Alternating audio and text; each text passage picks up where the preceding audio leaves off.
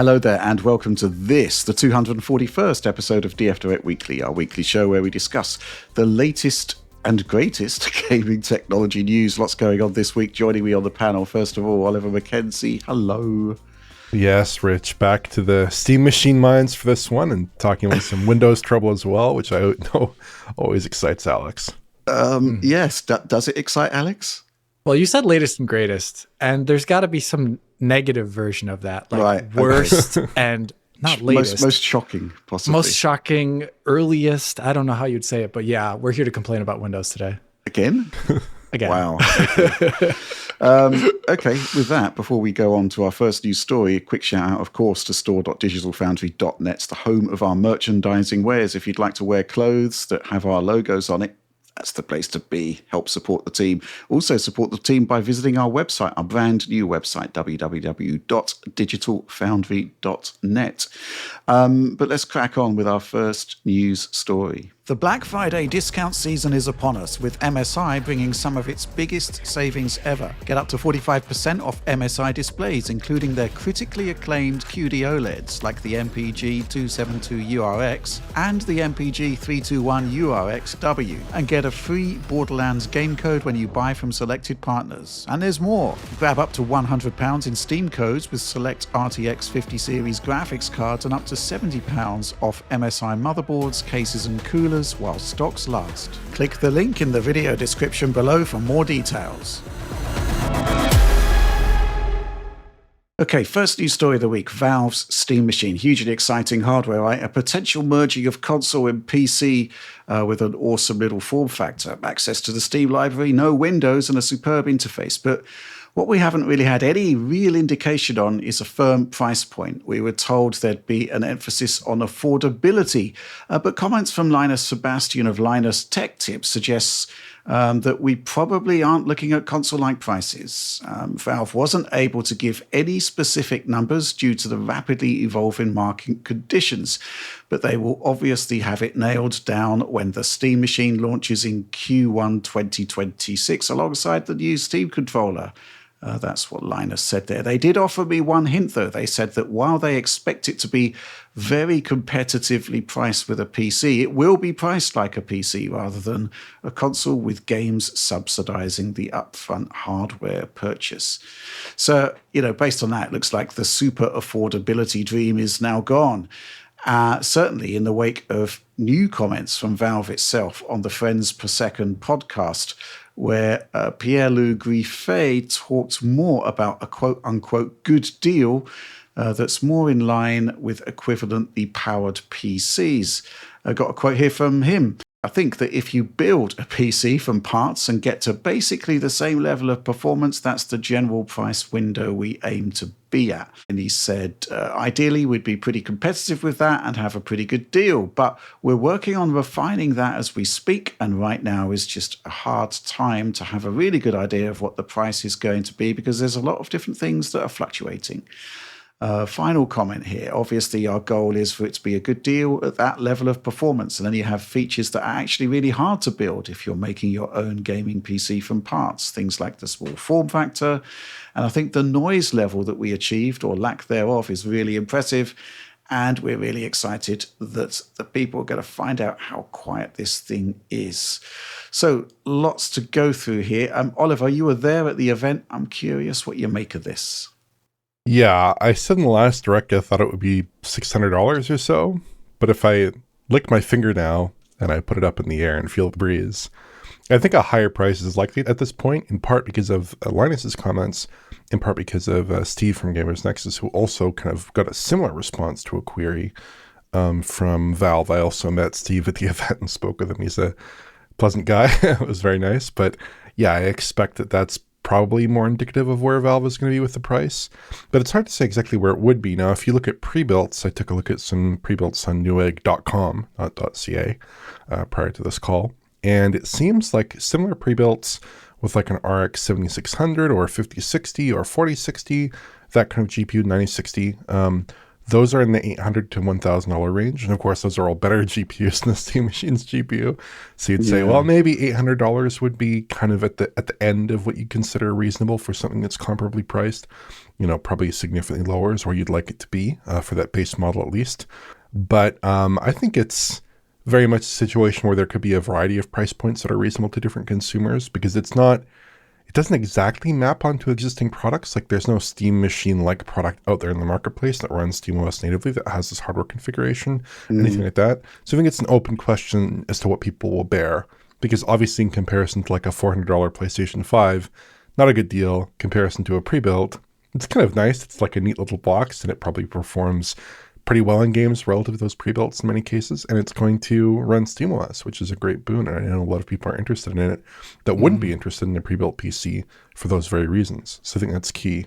But of course, I think the other aspect to this that is kind of critical here is that the situation with DRAM prices, which we'll discuss in more detail later on, is spiraling out of control, kind of. It's not in a good situation. And there's also tariffs for the US market, right? So you could see some certain impacts based on those factors. Typically, when people are buying RAM, they're buying like quarterly or monthly. That is going to have some impacts, maybe not right now as much, but later down the line as they ramp up production, presumably. And I think there are some questions as to what they might do with tariffs if they apply at all. There are different pricing strategies that we've seen. I think firms like Sony are kind of spreading out maybe some of the impact and choosing to eat some of the impact as well. So spreading out amongst international markets. Other firms like Microsoft have chosen to basically hike prices in line with tariffs. So if there is tariff exposure there, like strategies they could do to mitigate that increase for US customers. But again, it's kind of up in the air. So at the moment, I think more like that pre-built price is more likely based on these comments and based off of where Valve seems to be signaling. But I don't think that's unreasonable necessarily. It just depends on what angle you're approaching this product from, right? I think that could be a reasonable approach to pricing this product for a lot of consumers. Right, yeah. From my perspective, it's always been, who is this machine for? What is the target market? If the target market is to basically encroach on console sales, you've got to go to those low prices. And, for all the talk of DRAM hikes, price hikes, Sony's going out there with, $100 discounts for Black Friday on the PlayStation 5. They're going for it. They're looking to expand their audience. It seems to me that Valve probably is not targeting that audience based on this. Otherwise, we would be seeing much more visible statements about what the actual price point is going to be and who this machine is for. It's an interesting one because it becomes like a very compelling machine for a certain type of user, but I'm not sure it's actually going to be, I'm not sure of the extent to which it's actually going to increase the market for Valve in that case, if it is still targeting the PC gamer. I also think they need to be really careful on pricing because yes, this form factor is irresistible. Yes, you're going to have SteamOS tailored to that specific machine. But, you've got the likes of Micro Center putting out a 7500 X3D machine with a 9060 XT for like $1,000. And that is a really a substantially better machine than the Steam Machine from a hardware perspective. The other thing that you're giving away with the Steam Machine is one of the core aspects that makes the PC so compelling, the ability to upgrade. To upgrade your GPU, to upgrade your CPU, not just the memory and the SSD, which the Steam Machine is doing. So, suddenly it's becoming quite a different proposition if it's not a kind of a console equivalent from Valve, right? And this concept of them possibly not subsidizing the cost of the unit. They did it before, I think, with Steam Deck. I don't think they could have made that machine for $400 in 2022 and made a profit. So maybe there has been like a shift in strategy based on how Steam Deck went for them. I mean, the amount of telemetry they have, the amount of data they have, the amount of that they should be able to see the upside as to whether making that hardware actually sold more games. And they probably made a pricing strategy based on that. So Steam Machines, in light of these comments, in light of the fact that it might actually be more in line with a pre-built PC, it's actually becoming a more nuanced discussion. Alex, what do you think? Well, I think their inability to talk about pricing at the get-go of this event is not just about market forces, but I think if I were a smart firm, I would float ranges of prices in my wording and then let the audience discuss it.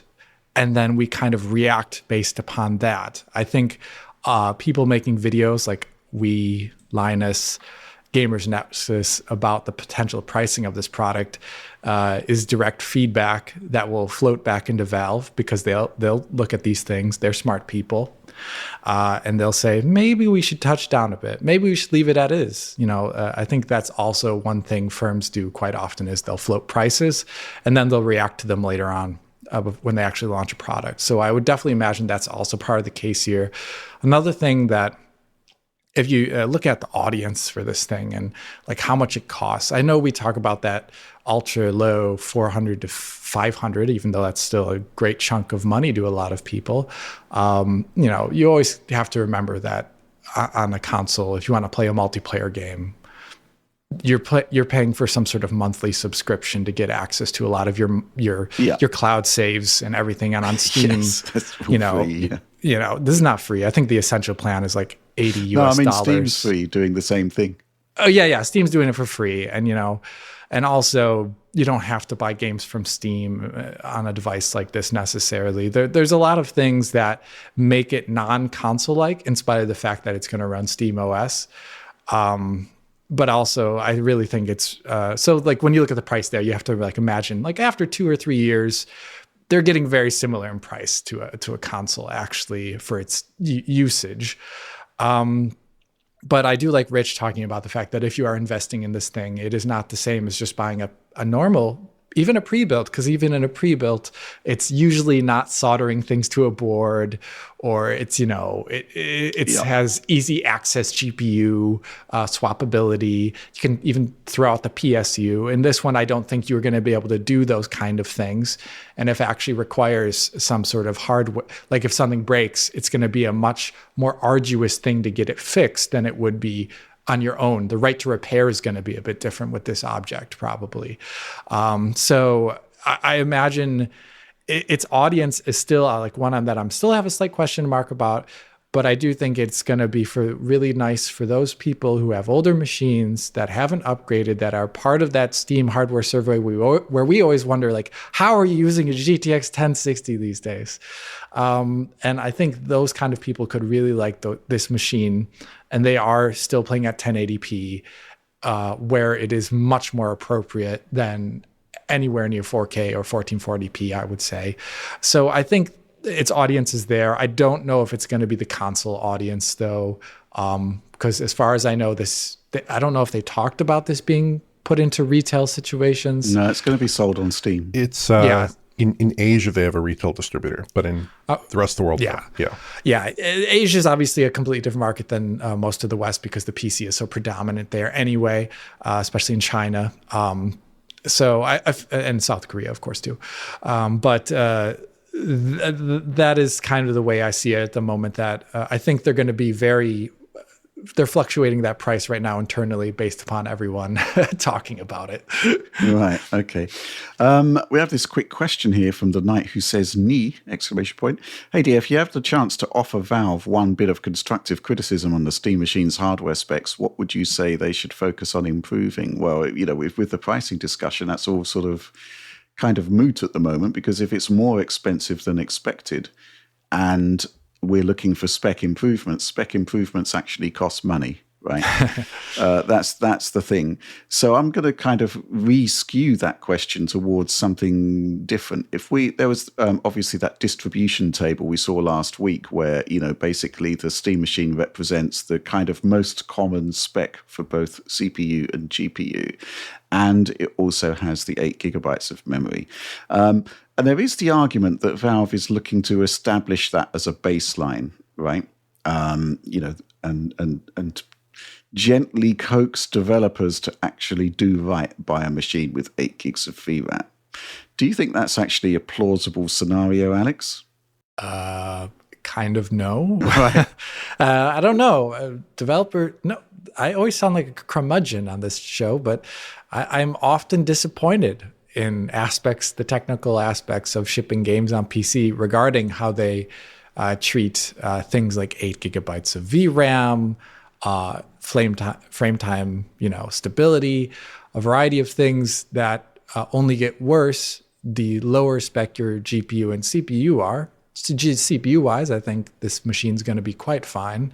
But since it's going to have like a smaller bus, do we have an idea of the PCIe lanes going to this GPU? It should be PCIe 4 8X.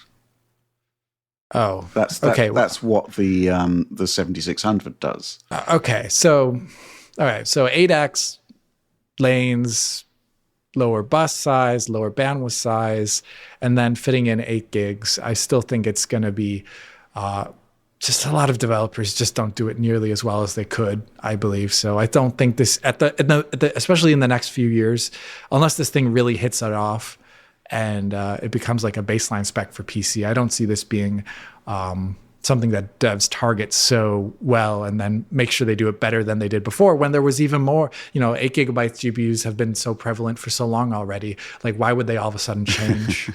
Well, that's the question, right? I kind of see where you're coming from there, because the prevalence of 8 gigabyte GPUs, even if you just sort of like added together the 4060s and the 5060s, right?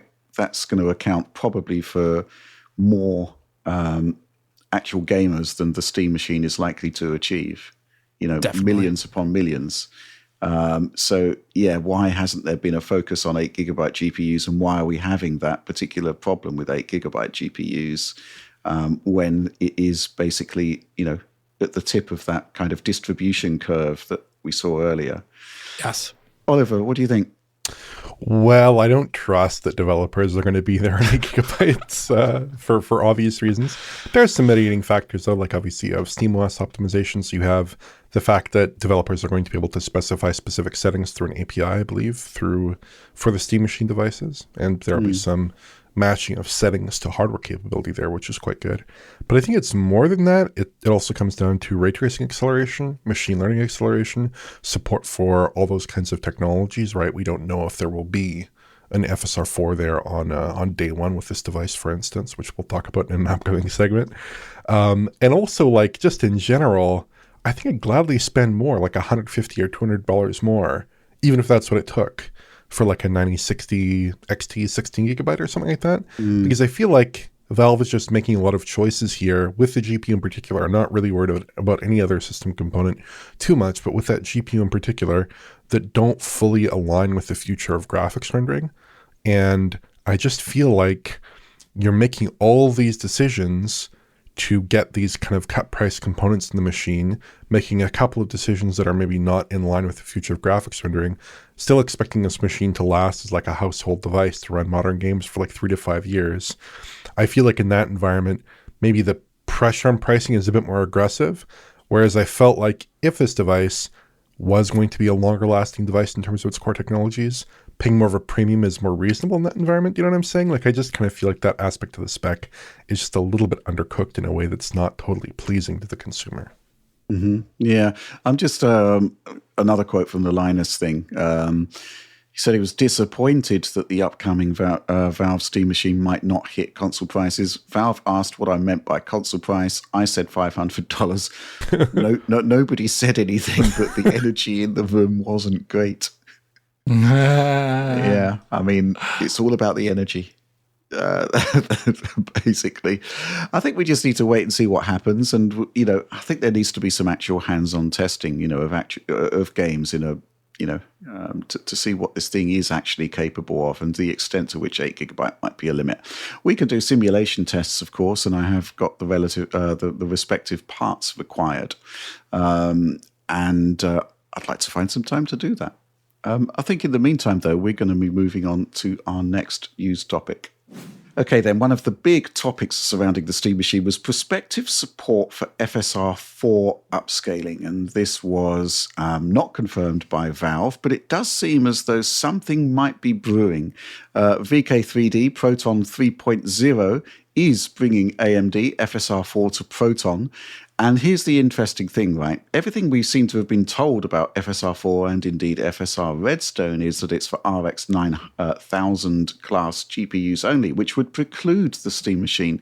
However, there's an experimental support for FSR4 built into this new Proton that is specifically designed for older GPUs.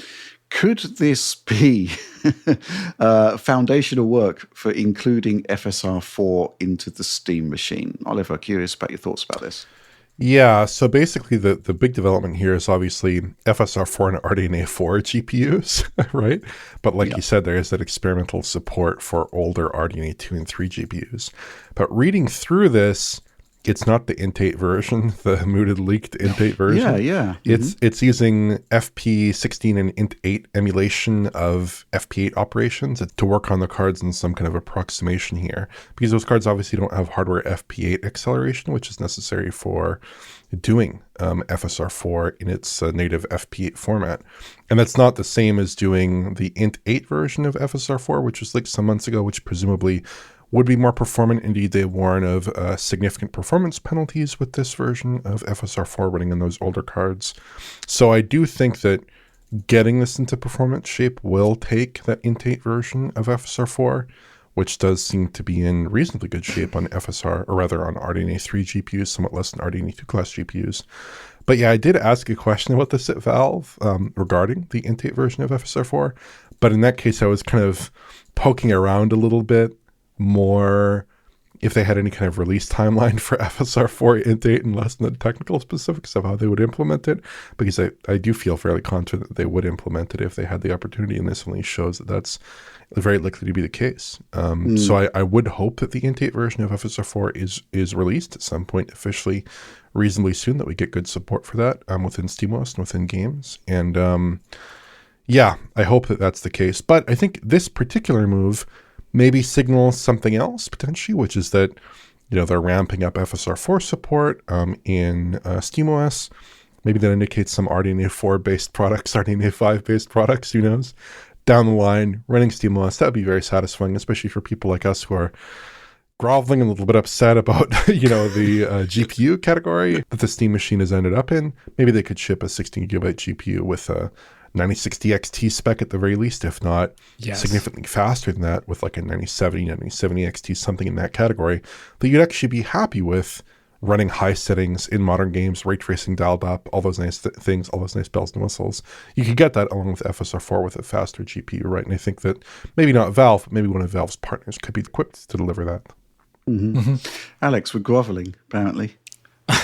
Groveling. I mean, just anything other than FSR 2 and 3, right?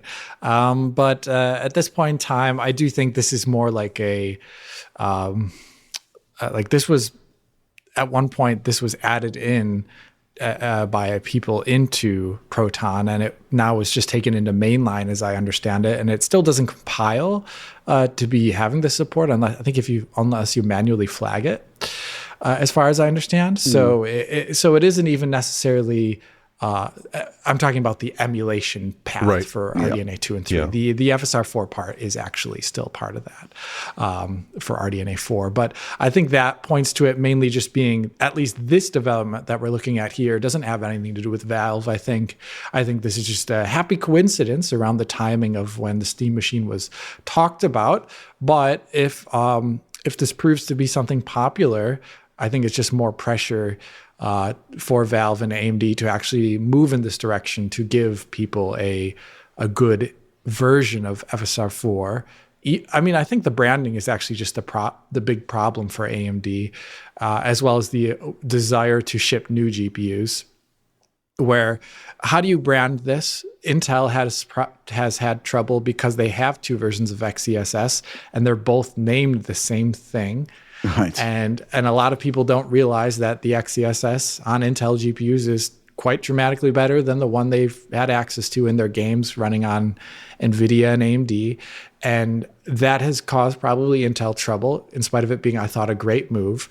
And that would be a very similar situation for AMD, where they'd have two versions of the product with the same name. Not great. they would have to come up with a different name. I think they should maybe take a look at what NVIDIA did and come up with like names like, they explicitly say DLSS 3 and 4, CNN, Transformer. They can maybe use that as a way to actually get this onto the market without any sort of market confusion. But if people are happy even with its lesser quality than the big FSR 4, then it is a question of, okay, how do we entice users to buy RDNA 4 GPUs and RDNA 5 GPUs in the future if they have access to a similar software feature set? Right. Yeah, that's a good point. Yeah. Yeah. If people think they're getting the quote unquote full fat experience, why should they upgrade? I think it's kind of like what we suggested to Intel at the time, XeSS Lite. It's the margarine of FSR4. Hey, some people really like margarine. And that sort of solves the problem. The thing about it is, I mean, we've all seen the December 10th update for FSR Redstone. It's going to be interesting to see what that actually amounts to. But they have basically already flagged that it's RX 9000 cards only. Yes. But at the same time, we know that there is an innate version of FSR4 that works. It does a better job than FSR3 by quite some margin. So, are they not going to release it? Is it deprecated? Just an experiment. It's kind of weird. The whole FSR Redstone experience has just been kind of weird so far, hasn't it, Alex? Yeah, I actually not sure what December 10th is all about because what I'm hoping for, from a user perspective, not from our workflow perspective, because a big testing exercise just before Christmas is never good. No. But what I'm expecting is basically a release with more than one game for Redstone, which at the same time kind of like raises the question of why they put the ray regeneration thing into Black Ops anyway, if a few weeks later they're doing a full-blooded release. The whole thing is just utterly bizarre. But anyway, I digress. Yeah, it's bizarre, and I like that's why I'm really confused about what the 10th is about, because they already released it. Like, what is the 10th well, about? there is more to FSR Redstone than just ray regeneration, isn't there? There's neural radiance caching, ML frame generation. Those are all supposedly components of Redstone. So if they're releasing Redstone, one might hope that those other components will be present in some way, shape, or form. Yeah, I guess the games that it could apply to, though, is actually a bit smaller subset, a lot of those things. For example, the radiance caching pretty much only applies to games that are using path tracing and to the diffuse component of path tracing. That's what devs have used it for in the past. Jury-rigging that into a UE5 game would be just dumb at this point. So you'd have to do it to those path tracing titles that already exist, your Alan Wakes, your Cyberpunks, your Indiana Jones. Right. At this point in time, I don't imagine it's coming to anything other than Cyberpunk. Right. Cyberpunk is the only title where I really can see this actually being added in. And I think it'd be very useful. The only issue I see, though, for that is that RDNA 4, in spite of it, is still not that super great at path tracing. So the preview of this technology is going to be a little bit strange. It's going to be different than what we saw with NVIDIA, where they come out and they show the game running like 4K, 240 hertz. They can't do that because the technology just isn't there on their side, the hardware grunt. So it would have to be something like a 1440p output, MFG, kind of situation where it is honestly it's less exciting. Right. But I think that is the title. If they were doing something on December 10th, it would be that, or maybe they've been cooking up behind the scenes something with the next Resident Evil. That would be the other area where I'd see it, like a new title, because we don't have any other ideas about current path tracing implementations other than that game. Yeah, I think the problem there is that literally every game you've mentioned there, Alan Wake, Cyberpunk, Resident Evil, they all have firm NVIDIA affiliations at this point. Yeah. So the concept of them arriving with Redstone support day one is kind of, especially the case of Cyberpunk, where it seems to take ages for AMD new features to be added. I don't know. So I guess you're quite right. What's going to happen on December the 10th? We just don't really know at the moment. I still think there'll probably be some more games coming out. I just hope that they're a bit better than what we saw with COD Blops 7. Let's take Blops. Let's take some supporter questions. Haven Butt asks, what are your thoughts on the likelihood of Int8 FSR4 for Steam Machine? And do you think there's much hope for broader Int8 FSR4 support if they support Steam Machine? I suppose the recent RDNA 1.2 driver quote unquote confusion. I love this confusion. It's like, it sort of suggests that we're confused. We're confused because there's no firm information from AMD who could resolve this like very, very easily. Anyway, I suppose the recent RDNA 1.2 driver quote unquote confusion situation does not make me particularly hopeful for broader support. Int8, right? I think, we've seen it running on Optiscaler plugin on Steam Deck. There is no reason why, even if AMD does nothing, I don't think there's any reason why that wouldn't work on a Steam machine as well, and it would be more performant because it's RDNA 3. You would hope, right? So even if AMD does nothing, that leaked DLL is going to continue to do the job. It's just it won't ever get better if AMD aren't supporting it. That's your lot. It was just some sort of rogue release.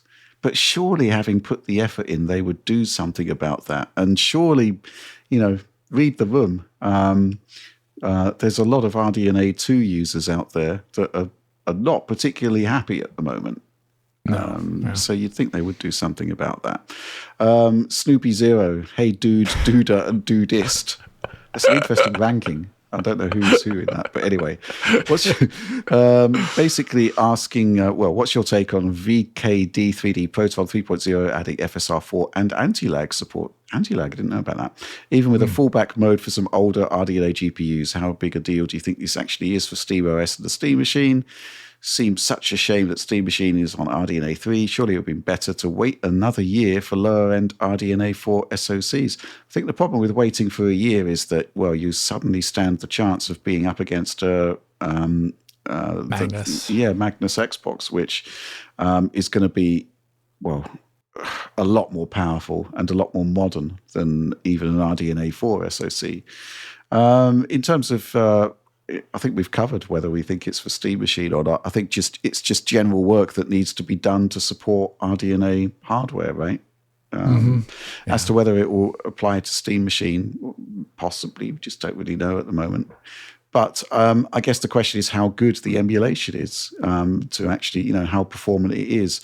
Because the question is, if it's not actually that performant as you're seeing on like RDNA 2 on Steam Deck or whatever, basically you're paying a lot of computational cost for pretty good anti-aliasing and, not a huge image quality improvement. I think that's all we've got to say about that. Any final thoughts before we move on, Oliver? No, just to say that I'd love to see this. And indeed, I think part of the problem is that AMD is shipping so many RDNA 2 and RDNA 3 products. Indeed, at the moment, obviously, we have the Z2 Go chip, but we also have a lot of RDNA 3 devices out there, in particular in laptops, handhelds, low-end PCs, a ton of RDNA 3-based graphics products, SoCs primarily, but also some lower-end graphics products out there that do need support or could really benefit from support for FSR4. So I hope this is something they're cooking up. It does seem to be technologically possible. Maybe it's just a matter of messaging. I'm not sure at the moment, but it really should materialize in the near future because it would be very important for the Steam Machine and many other RDNA 3-based devices. Mm-hmm. Yeah, and Strix Halo, you would expect a product with Halo in the title to get Halo level features. Yeah. Hashtag just saying. Okay, with that, let's move on. Angry Alex is back. He's been he's not happy. He's right here. He's written something on the sheet, our docket, which tells us everything we're going to be talking about, and it just reads, Windows Update KB5066835 ruins your day. Has your day been ruined, Alex? I mean, this morning, when I looked at it, it was actually, this is more hilarity for me, because I think Windows sucks at this point in time. Windows sucks, just like the PS3 sucks. But it's just not fit for purpose at this moment in time. Wow. Kind of like a lot of other things that aren't that great. Notice the 66 in there, Order 66. just notice This kind of suggests a Palpatine figure pulling strings behind the scenes to ruin everybody's gaming experience. Yeah, it's like a puppet master who doesn't actually know where the puppets are. You know what I mean? It's kind of like, it's not very good. And so the point is, at some point in the middle of October, mine updated around October 15th, but I believe the release date was around the 11th or so for this KB patch. And it came out silently.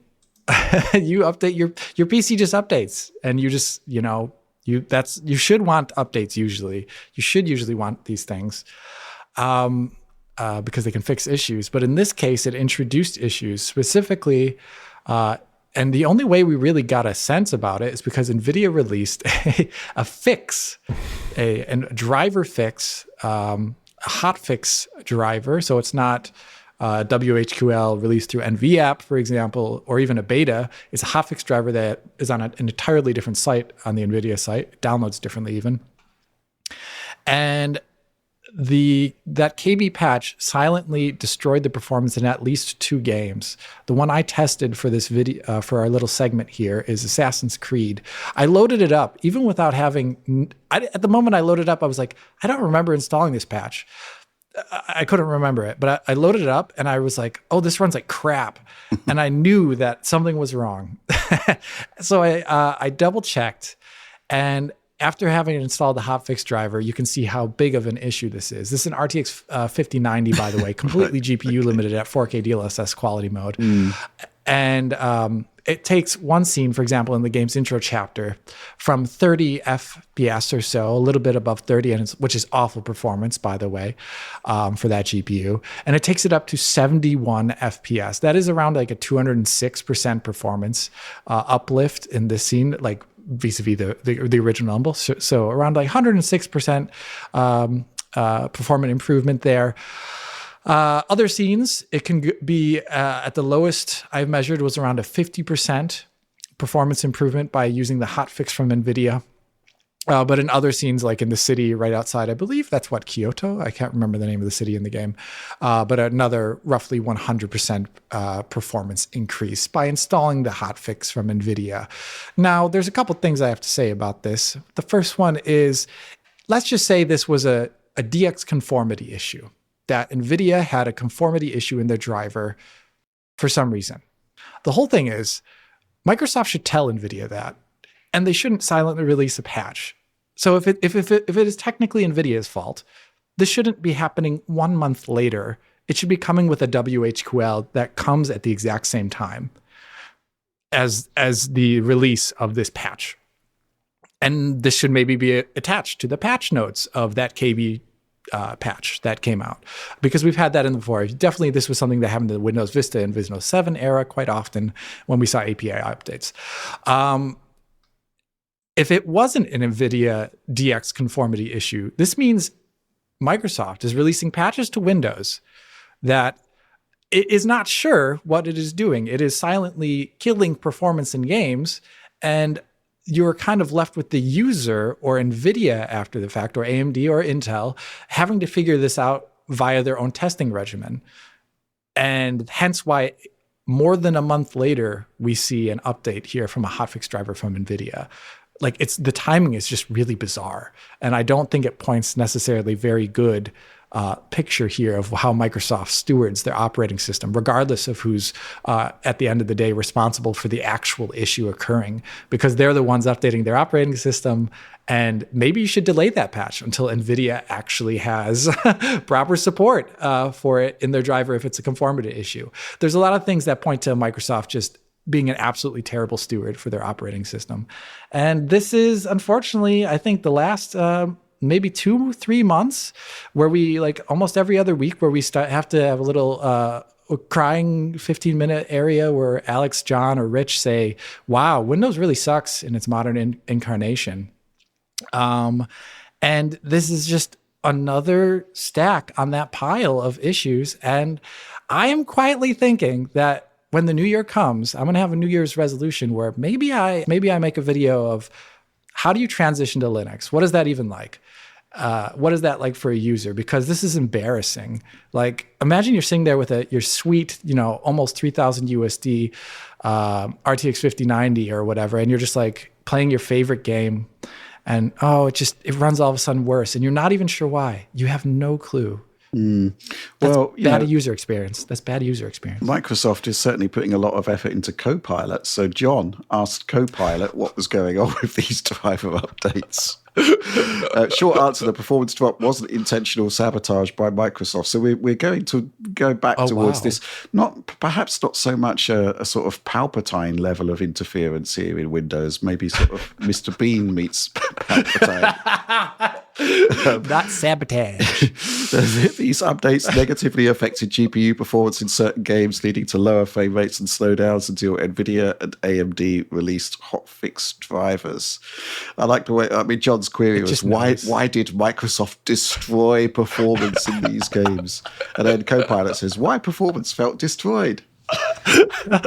FPS drops. Games ran at noticeably lower frame rates after the updates. Slowdowns beyond FPS. Some users reported sluggishness even when frame rates didn't drop, suggesting deeper system-level inefficiencies. I don't know about this. Yeah, how does this happen? Not even Copilot can actually explain how this happened. As what's the cause here? Why did frame rate go down by 50% or whatever? This is like astonishing.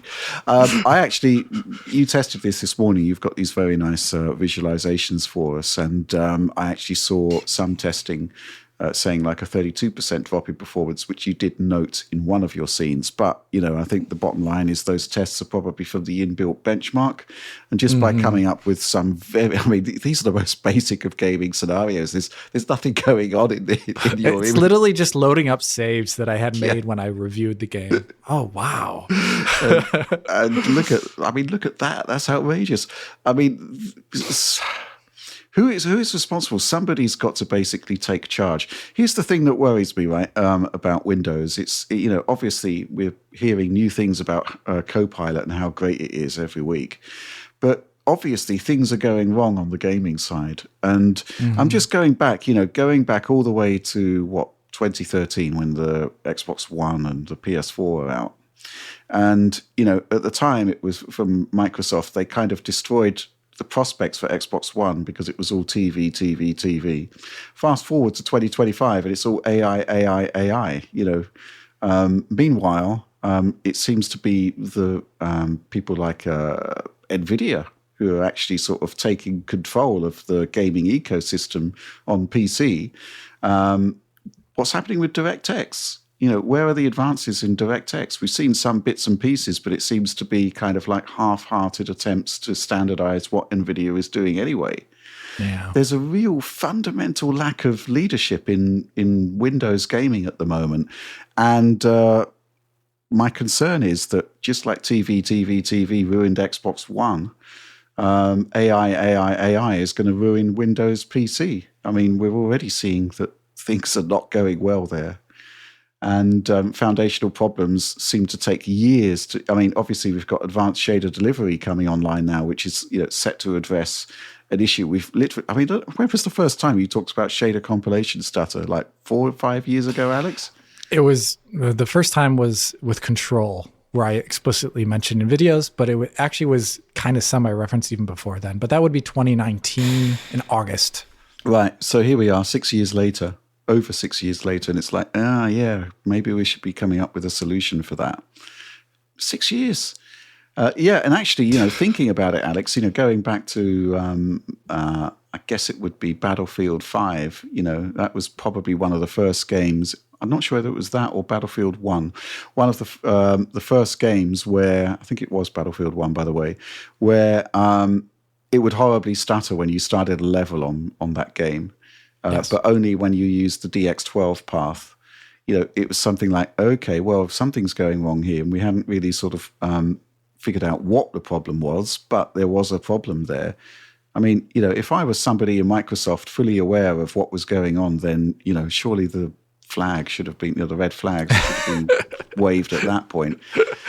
Yeah, the lack of leadership here, they've got it all to lose, Microsoft, at this point, because, we got SteamOS launching, 3 years ago. Palpable solutions to problems in the PC gaming space, and they're doing great work there. Bizarre. Oliver, thoughts on this debacle, the next debacle for Windows? Oh man, I think it's unfortunate. I was just looking through here and there's like no real documentation in the notes for this hotfix about anything that seems like it could be related to gaming performance. Like specifically, I noted that under the gaming section, they mentioned a controller input fix that I think is related to the Xbox full screen experience, but nothing about this. And then I couldn't find any other mention of anything that could seem to interface with this kind of issue. So that's certainly a concern if these things are going on and there's like poor documentation or no documentation as to what occurred. That's also potentially an issue. But I think this is like just a funny problem because like I don't like Windows very much, but the more people use Windows, which is not really me, I don't use Windows a ton, the more they seem to dislike it, at least judging from like Alex and John's experience. Yeah. And like I have a very casual use of Windows that basically involves booting and just sitting in the Steam big picture mode the entire time, with a controller in my hand. But even still, I run into issues, but it really seems like the more you use it, the more frustrations there are. Whereas with macOS and iOS and game consoles, I kind of always feel like the more I use them, the more I appreciate them. And I don't really run into like deep-seated issues with macOS, even though I'm using it extensively for my work and extensively with like complex applications. I don't really run into new deep issues in the same way that like even me on Premiere, I use Premiere very sparingly. But just using Premiere on my Windows machine, it like is super buggy, and that's another issue. Just third-party Windows software not being very good. Well, Premiere in particular, it's also bad on Mac, so maybe I shouldn't rag on Windows there. But I don't think it's a good sign that Microsoft's most dedicated customers, who like Alex, Alex is literally spending his entire life in Windows. He's gaming in Windows, writing in Windows. He's editing in Windows. He's doing everything in Windows. He's spending all day on Windows, and he uses old Windows. He knows what that's like. He's using newer versions of Windows. He knows what that's like. If even he, your most dedicated Windows soldier, well, maybe not that, but like we're walking off to the OS wars. Yeah, you certainly do use it very extensively. If even you are having like, noting some big recurring issues and having issues in your workflow, I think that's just some very deep problems that Microsoft should be taking a very serious look at. Yeah, there's also sort of a complete lack of appreciation of feedback. There's just weird things in Windows that people really hate, but Microsoft don't do anything about. I mean, one of the things I often see is the concept of a vertical sidebar for the taskbar. Oh my gosh! Right, yeah, and people are having to like hack that in. The thing, probably the thing that annoys me on a day-by-day basis is like, when you right-click on a file, it used to be that you'd have all of the options. Now you have to like press the properties button to see all the options that you used to have from one click. It's just like unnecessary friction that they're adding there. Which, the concept that the search actually brings up web results. If I'm searching for something on my PC in the way I used to, now I'm actually getting web results coming up for some reason. I mean, what's going on there? I just want to say another thing is that I'm not exactly sure. I have German and English keyboard here. Another thing that really bothers me is that I have my Windows set to display language English, and I also have the default keyboard, though, set to German because I have a German keyboard, but it's set to the English version of the German keyboard, right? Mm-hmm. But if I ever use any Xbox app, it is always in German, and I cannot turn that off. I don't know. I think I have to change something about it doesn't want me to use the keyboard. Maybe that's it. But another thing, at least we're lucky though. Microsoft is on the case. According to Tom Warren of The Verge, as of November 18th, 2025, Microsoft is turning Windows into an agentic OS, starting with the taskbar. So at least soon enough, we will be able to fix our problems by just typing things into the taskbar. Okay. Windows fix bad stuff. Yeah, or get. I don't have get anything good. Right yeah, let me type get good.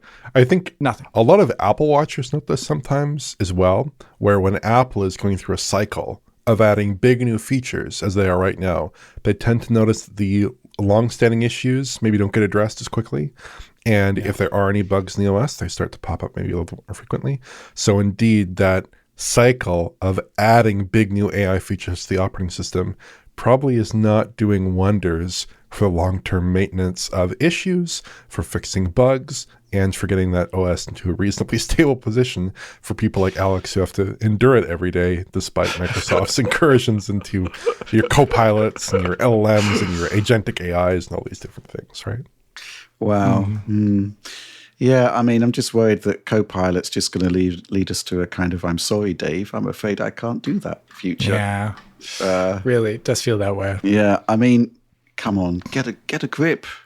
That's like, yeah, I guess for me, one thing is also like the things that Copilot is going to be doing to the OS are actually not things that I would find very useful. I've talked about it before. I am very happy if machine learned programs can make my process more efficient in terms of like editing things on a timeline, organizing my footage according to the visual properties of it, for example. It's not possible to do that just yet, let me tell you that much. And it doesn't do those things. It tries to maybe write my scripts for me, but those are my personal scripts. Don't ever write my scripts. Like these are things that I don't want it to do. And it's not at all aiding me. It's actually maybe getting in the way when it keeps trying to suggest to turn itself on all the time. So like just really bad user experience for classic users, really bad. Well, not just classic users. Average users, yeah. Sorry, yeah. Because at this point, there's a danger we won't be users. Yeah, pretty soon. Yeah. Okay, let's move on. Okay, so this has been a wide-ranging discussion for now, but essentially, the cost, the manufacturing, or rather the purchasing cost of memory modules, NAND flash, that kind of thing, it's going through the roof, and this is having a severe impact on the potential future cost of anything that uses memory, right? So if you want to buy DDR5 memory for your new PC build, well, now it's seemingly like at least twice the cost of what it was in the past. Memory has always been pretty, dynamically priced. It can vary dramatically, but this is deeply worrying. We've also got the situation now where it's seemingly affecting all different types of memory. So we've got the likes of GPU manufacturer PowerColor saying, hey, this Black Friday, it may be your last chance to buy a GPU at a good price. Now, on the one hand, PowerColor want to sell AMD GPUs, right? So this is a pretty good way to get people to jump on right now. On the flip side, obviously there is an issue here, right, Oliver, that could potentially affect the prices of these pretty much anything with memory going forward. Yeah, Rich, and I've seen some crazy stories out there as well about potentially the supply of low-end GPUs drying up. I'm not sure I necessarily believe that, but there's certainly been a lot of doom and gloom about this increase in DRAM pricing. The basic problem is that obviously we've seen this huge spike in AI demand, right? That's broadly speaking, that's going into server products, whether those are GPUs, whether those are CPUs, all kinds of different products, right, in this space. And that has effects on server DRAM, right? It also has impacts on LPDDR5X supplies because NVIDIA's new servers use LPDDR5X, which is a new kind of pressure that puts constraints on smartphones directly and other LPDDR5 products. And HBM, obviously, high bandwidth memory, which is used for some of these high-end GPUs. None of those are GDDR products. But the problem is that a lot of this stuff is kind of fungible at the manufacturing level. And so DRAM suppliers have allocated more of their wafer capacity to these kinds of server memory products that basically puts pressure on GDDR supplies, GDDR6 and GDDR7, which are used for GPU products, right? It's not necessarily that any of these device categories that might be impacted, GPUs, smartphones, laptops, whatever, it's not necessarily that they're being driven up hugely in terms of demand, like we saw in 2020, or even like we saw with GPUs specifically in like 2017, with obviously the crypto boom at that time, driving up prices because people were using it to mine Ethereum and other GPU coins. That's not occurring here. It's just basically a different surge in demand, different products putting different kinds of pressures on the GPUs here. So yeah, I think we've seen so far over the past few months, GDDR6 increasing in particular by about 40% or 50% in price, with future price increases rumored there as well. So I think that's a serious concern there. So yeah, Rich, that's the situation at the moment with GPU prices. It's not a very good situation, especially when you consider that depending on the GPU product, you could be looking at least at present, 10% to 25%, somewhere in that range of the device's cost, the device's bill of materials cost, I should say, being consumed by graphics memory prices. So that could potentially have a large impact, and especially when you're looking at some of these lower margin products, these low-end consumer GPU products in particular, there's not much room to give on those products. They will really need to increase those prices, I suspect, if these prices continue to go up for GDDR products, which should be reflected at least pretty shortly in the retail chain for GPUs. That would be a serious concern. Mm-hmm. Interesting. Yeah, I mean, from my perspective, it's a really simple question as we enter sort of the Black Friday period, although it's Black Friday actually seems to be like Black November at this point. As soon as you enter November, everybody's like, seemingly wants you to buy lots of stuff. Should you buy a GPU now? I think is a really decent question, and I think there are good reasons to. First of all the indications are that we're not going to be seeing a super refresh for Blackwell 50 series. We're not going to be seeing that anytime soon. Which basically means, well, we've got to take a look at the products that are there today, whether it's RDNA 4 or Blackwell. Blackwell, it's actually at MSRP now, and it's the same with the AMD stuff. In fact, when you're looking at certain products like 5070, for example, there are deals that are under MSRP.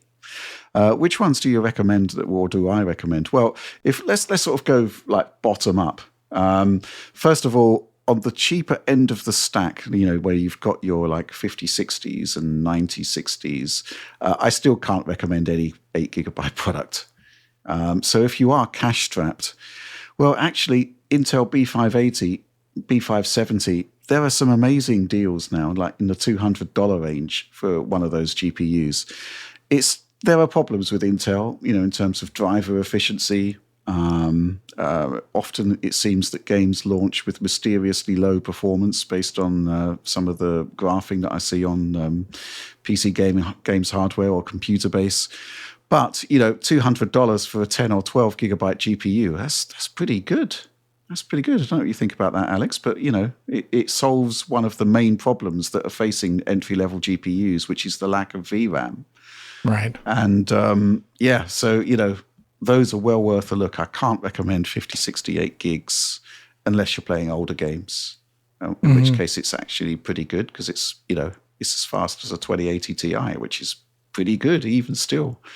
If we move up into the sort of the next echelon above, if the price is right, the 9060 XT is really good. There have been some great deals on that. I think I saw like £300 for that, or $299 even, possibly.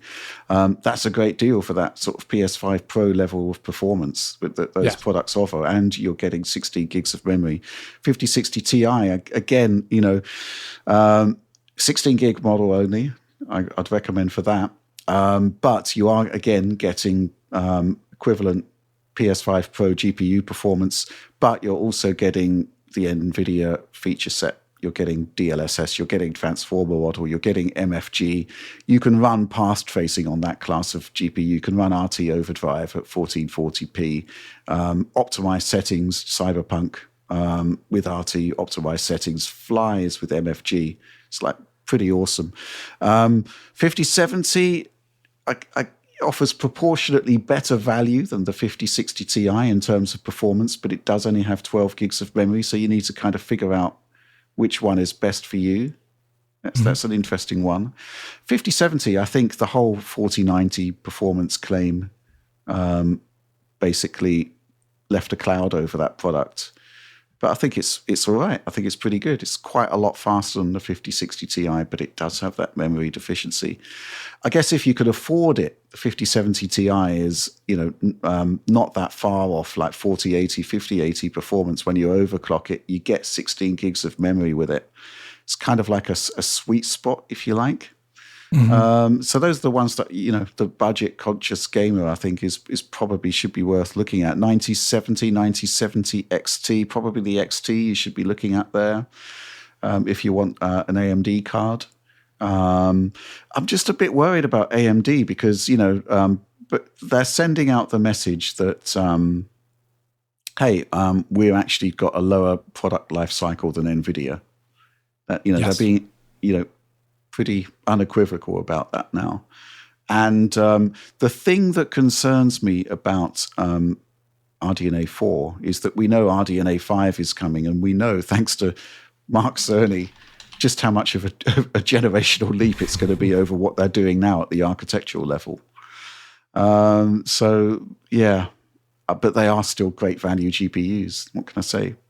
I'd say it's a good time to buy now because I don't see anything better coming along. But, it does seem to be the case that there is going to be significant price pressures. We've got this weird situation now where AMD and NVIDIA have managed to, give the market the stock that it desperately needed earlier on. We're down to MSRPs or even lower in some cases. And, maybe it is a good time to buy. What do you think, Alex? I don't like telling consumers now is the time to buy. I feel like a shill when I say that. Yeah, but I get what you're it's saying. Not a great feeling. But this is usually the time of year when people would do those kind of things anyway. Yes. So it's not the worst thing if I say it. And that's fine, especially if there are going to be good deals around this time, as they probably won't be there in the next. I mean, market trajectory seems to point, as Oliver said, that this will not be the case necessarily in a couple months from now. So this may be the last hurrah for a lot of people. And like Rich said, I do think looking at 12 and 16 gigabyte GPUs is mainly your highest priority. I would, all the GPUs Rich said that were pretty great, I would also say are pretty great. I don't have a 5070. I do have a 4070 Super though, which will be most similar in performance. So I've had experience with that, and I haven't really had problems with it at 1440p, at least for most of the time. There's a couple of settings in games with regards to 12 gigabytes. Sometimes you have to be a little bit more careful if there's some random ultra high end texture streaming setting that doesn't really affect visuals. Some games have that. So that's one thing to look out for. Like Rich said, though, RDNA 4 is also good. The only issue is that it may be a longevity question. And also, we did see that interview with that little discussion with Mark Cerny regarding the Project Amethyst update, which basically says, actually, what you got right now isn't that great in comparison to what we're going to have in the future. Whereas, the NVIDIA side, their backwards compatibility for technology has been pretty great, barring multi-frame generation. So, it's hard to see that obviously NVIDIA is going to have a product that is somehow much better next time around than Blackwell, but whether or not it's backwards compatible is also another question. So, like Rich said, I don't like saying buy now, but this may be the most reasonable time to buy if you were looking. And if you need a new GPU, if you don't, then stands to reason. Yeah, I mean, 40 series, even 30 series are still great cards. I mean, that's the thing. It's just so tricky at the moment. The reason I'd say it's a pretty good reason to buy now is that I just can't see anything better coming along in like the next year, unless there's like some major advancement. Unless RDNA 5 does come along much sooner than expected. I guess that's kind of an interesting point. We don't really know on that side. On the NVIDIA side, I can't see anything happening there. I think, there's a really interesting discussion to be had. Thinking back to the 5070, there were two reasons why it didn't review well, right? Number one, there were claims that it would perform as well as a 4090, which, come on now. That just wasn't. It was was not cool. It was so easy to disprove. And secondly, the other criticism was it's not that much better than a 4070 Super, which again is a valid criticism. But it now seems to be, certainly when Steam Machine is coming out to much fanfare, and actually the hardware that's being used is very, very old. It just does seem to be the case that the pace of innovation in terms of performance improvements is slowing all the way down. So we are kind of like, looking at today's technology rather than looking ahead to what's coming tomorrow as being fantastically better. And, if only we wait. That's the thing there. So, yeah, I mean, it's always tricky to sort of try to predict the future. But in this case, it's not looking great, is it? Any final thoughts, Oliver? No, just to say that obviously I agree with everything that's been said up to this point about the viability of purchasing a GPU sooner rather than later. But I'd also specify here that the Blackwell refresh, the Super Series, is particularly problematic because what's special about the Super Series? Well, they're increasing VRAM and everything. Yeah, which is, so that's, yeah, absolutely. It would solve the whole issue of whether a 5070 class product is worth considering, because probably the only major problem with it is the fact that it's got 12 gigs of memory when there's a cheaper, lesser product that actually has 16.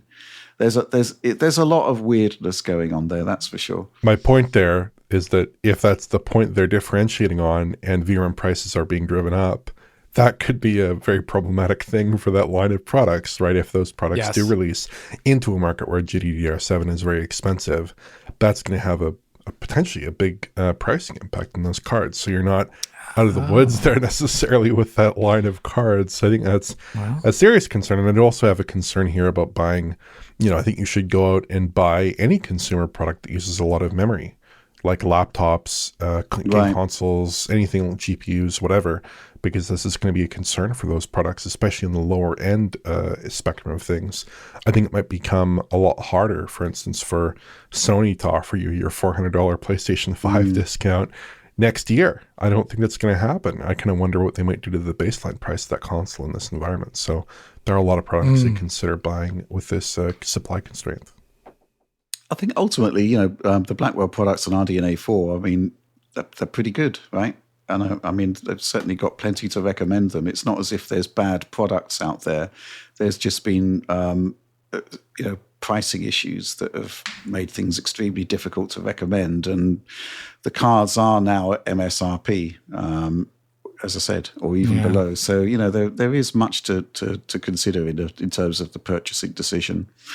But let's move on. Okay, some news that we're picking up from last week. We got sort of carried away with Steam Machine and all of the the kind of feedback we received to that. Red Dead Redemption 1, it's back. It was released for PlayStation 4. It got a PS5 update, but it is now actually getting a Switch 2 release. It is actually getting a proper, I don't know what they're going to be doing on that. They are actually going to be doing a PlayStation 5 version of Red Dead Redemption 1, even though there is a pretty good back-compat plus version already out there. And there's a whole association with mobile, with Netflix. Oliver, what do you make of all of this?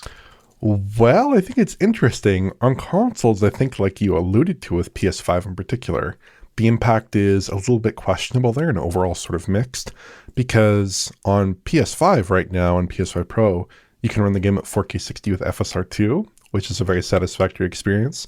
Or I think FXAA is also an option, but obviously FSR2 is the way to go there in terms of having a good temporally treated image there. They're talking here about image quality enhancements and HDR support specifically for the console versions, the higher end console versions, but who knows exactly what that means. Series S and X, I think it's more impactful because the bizarre thing about that old version is that it was not released for Xbox One. They just relied on the back compat version, which maybe wasn't such a big deal before, but obviously you don't get that nice 60 FPS, the FSR2, whatever. They could bring those improvements, and I'm sure maybe different upscalers, different kind of approaches potentially to those versions. Get them in better shape. Switch 2, I think, is interesting here. They're specifically earmarking DLSS and 60 FPS, which is great. It's exactly what we want to see. 60 FPS is awesome. I'm sure that will be very satisfactory. And this is also, it's important to note that this is a free upgrade on all the consoles. So you get it for free as an upgrade. Even if you own the Switch 1 version, that gets the upgrade as well, which is quite nice. But maybe the most interesting aspect to this is that it's being ported to mobile, which is Android and iOS. And like you said, that's with the Netflix game subscription. Now, the way this worked with GTA in the past is the games were available for purchase separately or with Netflix, right? So you get that dual option there in terms of getting it. But of course, a lot of people have Netflix subscriptions, get it for free. But I don't think this game will stress out modern mobile hardware too much because it's a 360 PS3 game. I don't think that's outside the capabilities of modern mobile hardware by any means. Obviously, controls are an issue. But yeah, I think overall, good move. I'm much more interested maybe in Red Dead Redemption 2 for current generation consoles. I'd love to see that. Right, yeah. But I think for now, this is probably going to be a very satisfactory port, at least judging from the pedigree of the Red Dead Redemption 1 port that already exists out there, which is to say it's quite a good port. Mm-hmm. Yeah, I guess it's interesting that we were all kind of expecting to see a current gen upgrade for Red Dead Redemption 2 in this time period. But instead we're getting Red Dead Redemption 1.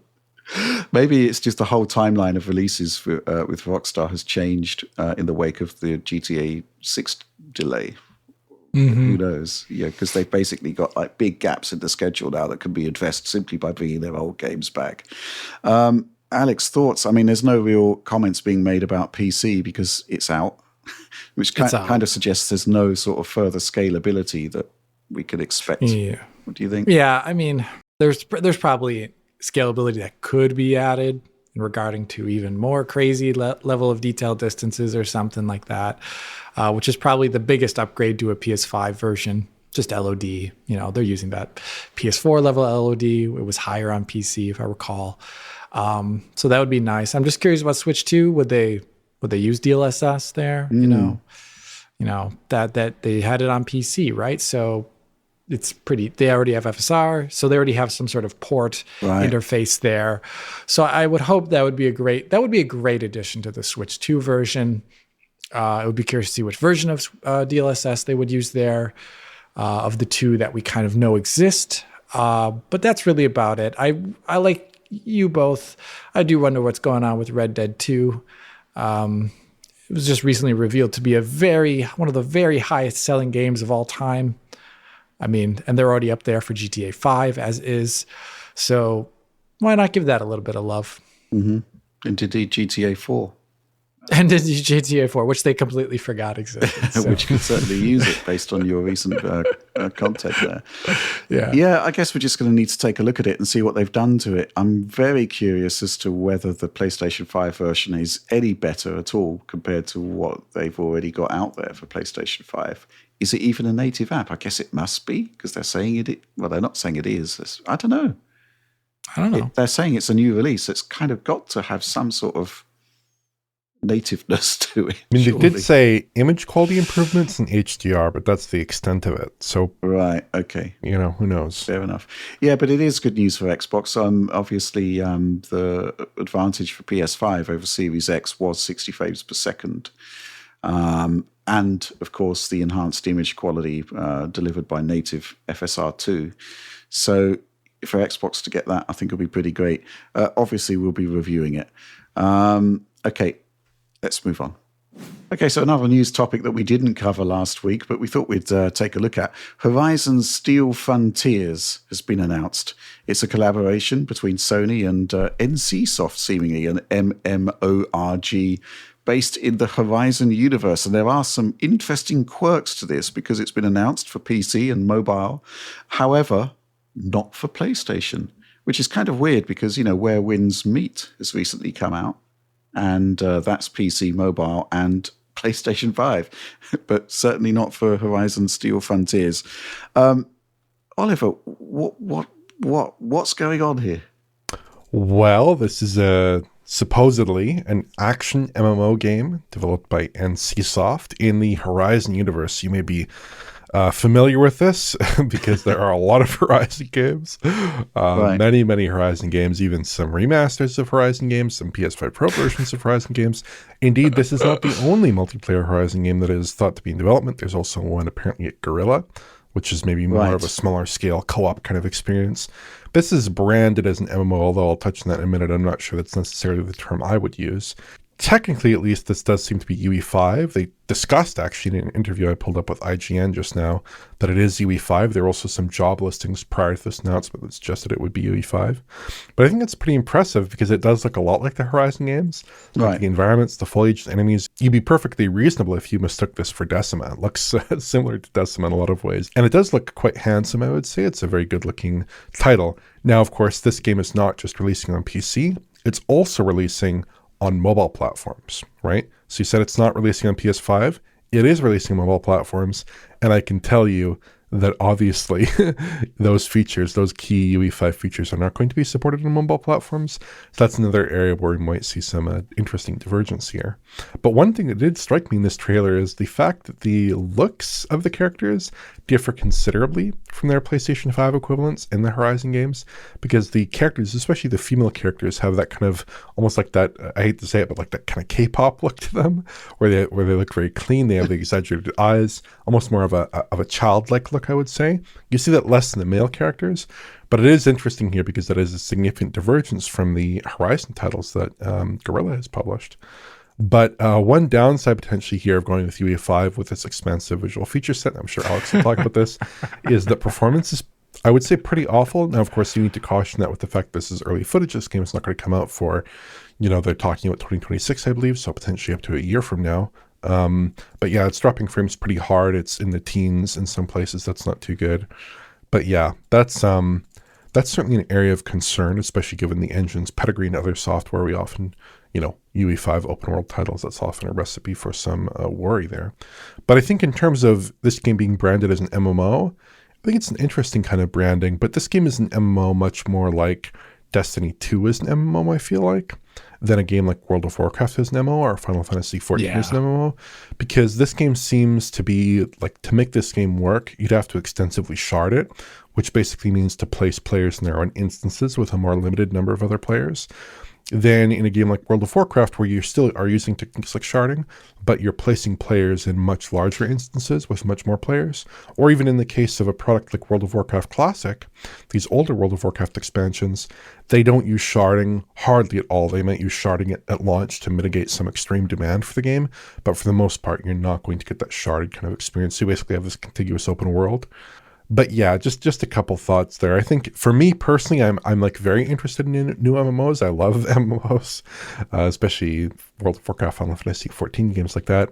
I don't think this is necessarily that. What I think it is probably a pretty decent recreation of the Horizon experience in the confines of a kind of multiplayer-oriented game with significant sharding systems. But I don't think it's necessarily going to be a great technical performer, at least based on this early footage. I think it's going to change a lot, of course. I mean, it does look like a Horizon game. It presents like a Horizon game. Even the UI is, the HUD is like a Horizon game. So it does the job. I mean, in terms of the lack of PlayStation version, I mean, obviously, if it's UE5, they can do it on PlayStation 5. I can only assume that Sony doesn't want any kind of confusion with the Guerrilla-developed game, which I thought they were possibly one and the same. I thought maybe this was the multiplayer I did Horizon too game. Originally. Yeah. If they are actually separate projects, that probably explains the fact that you are playing it on PlayStation. Curious to see more, I think. I don't really have any opinion beyond that one way or another. It looks like a Horizon game, but with a lot of players. Potentially. Yeah, it's kind of like a bit of a shrug for me at the moment. I guess at least they have announced the game by showing gameplay, which doesn't often happen these days. Just thinking about Forza Horizon 6's sunglasses reveal. Desk reveal. Yeah, the desk pan. Alex, is this a bit of a shrug for you? Well, I thought the characters they did make me laugh a little bit, because I was actually like Oliver. I was like, hey, is this Decima? It's a bit weird to see a different developer using Decima. And then I saw the character. I was like, nah, this has nothing to do. I was like that lady has cat ears.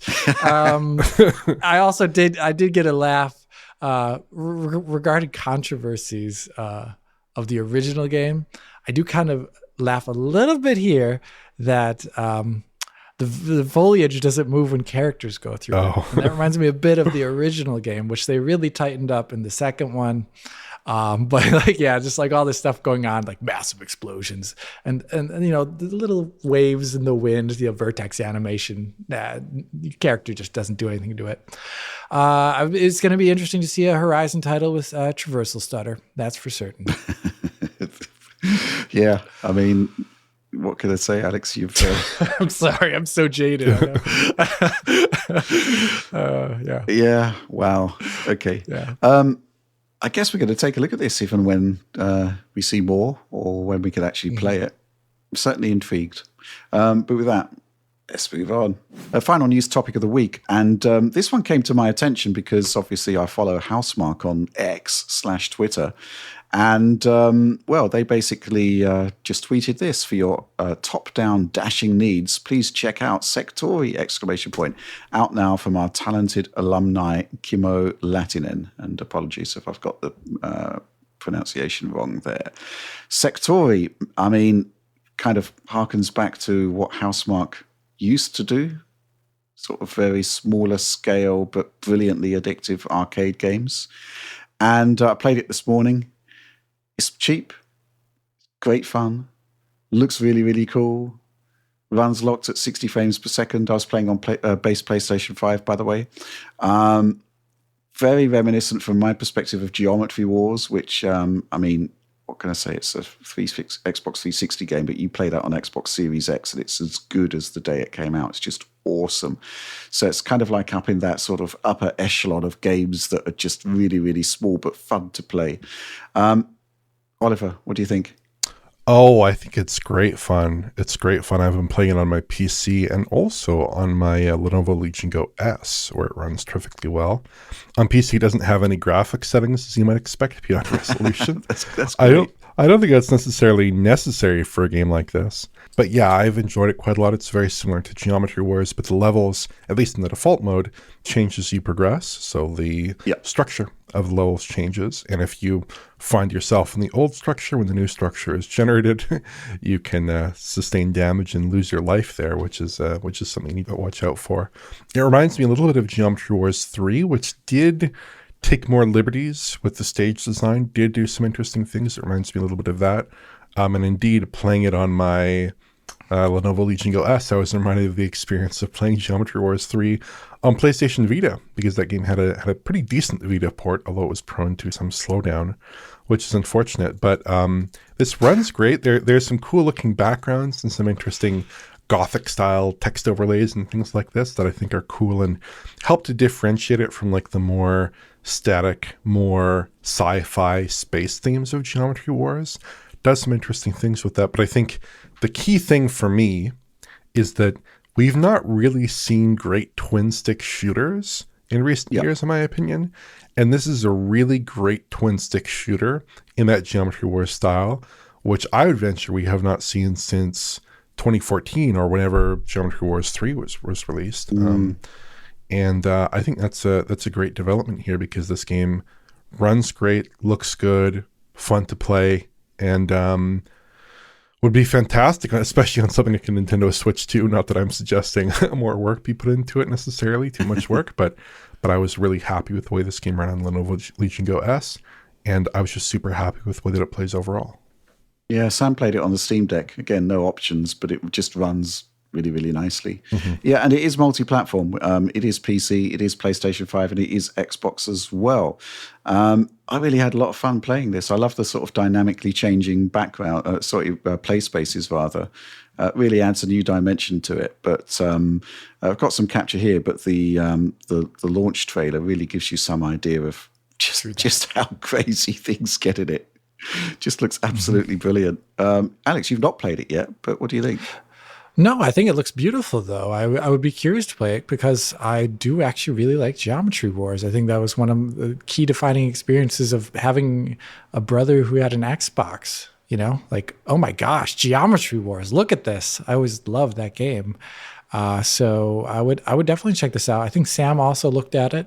Sam, who, by the way, runs our website in the editorial side there. Sam looked at it, I believe, on a base Steam Deck, or maybe it was an OLED, I can't recall. More or less similar performance there, but he saw it running at a good 60 at least, so that's good.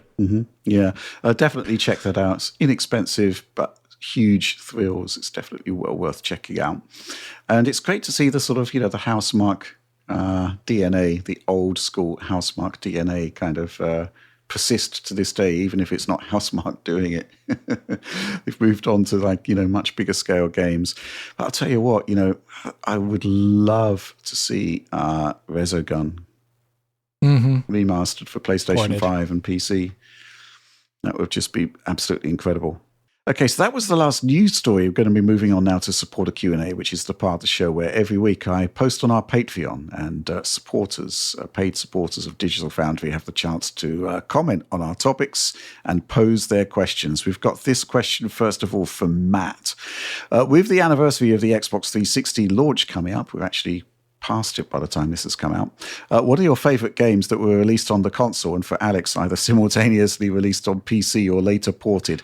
I remember buying it to play Gears and Mass Effect, but also having a great time with Oblivion. Or this might all be covered in your upcoming retrospective. Well, I'm going to go first on that. There's 2 games, possibly 3, that really stick out for me from the Xbox 360 period. Number 1, we just talked about it, Geometry Wars, specifically Geometry Wars 2 Retro Evolved. I think this is one of the greatest games of all time, to be frank.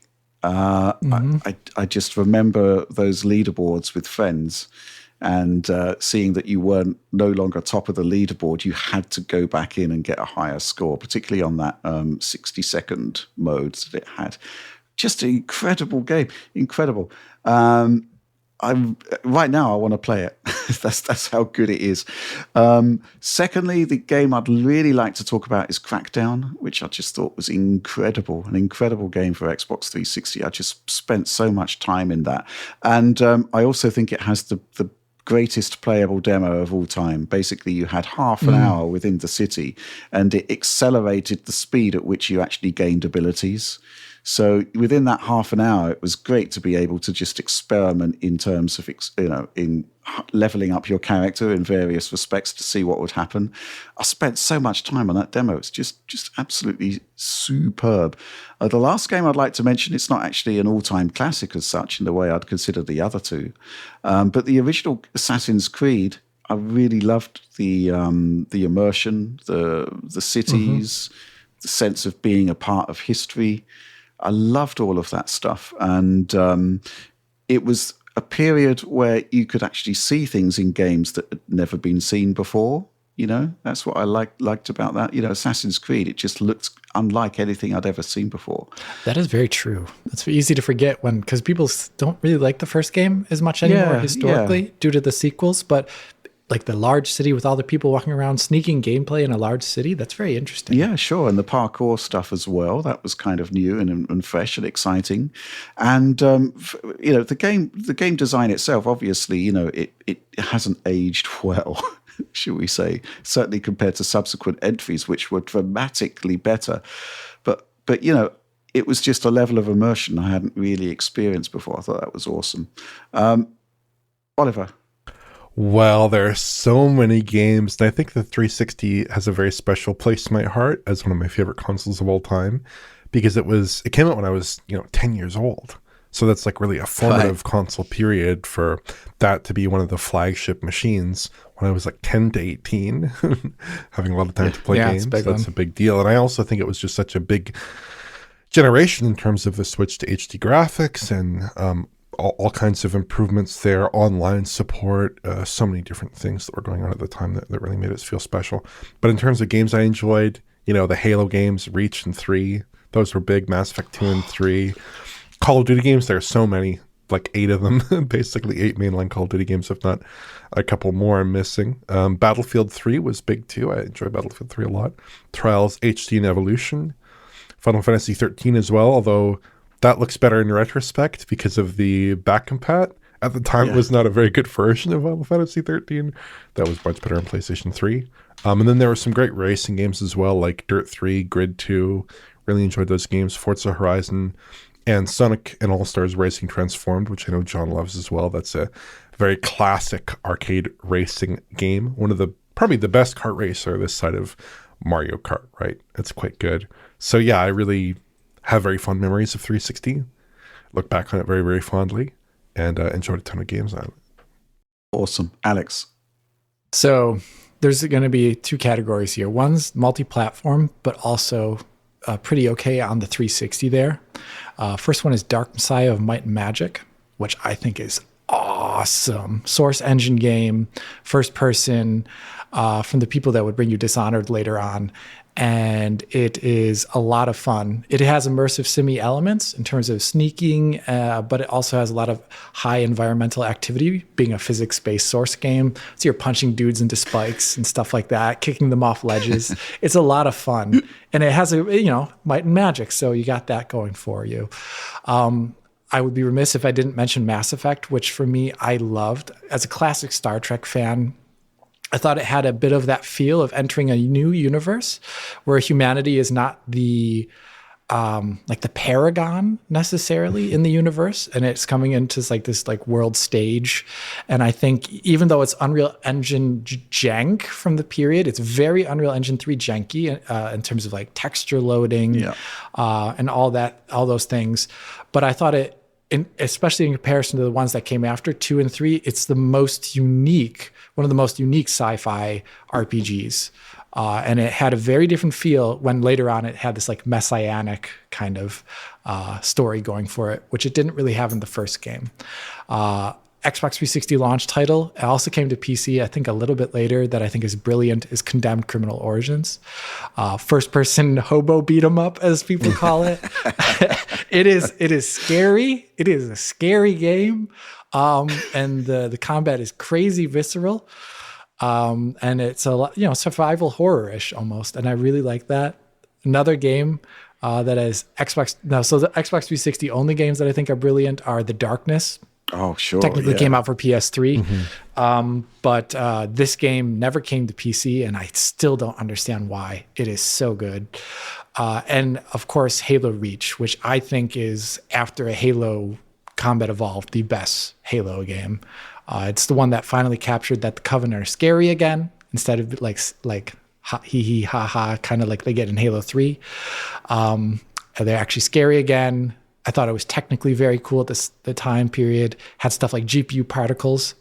I think it may be one of the first G-buffer based GPU particle implementations.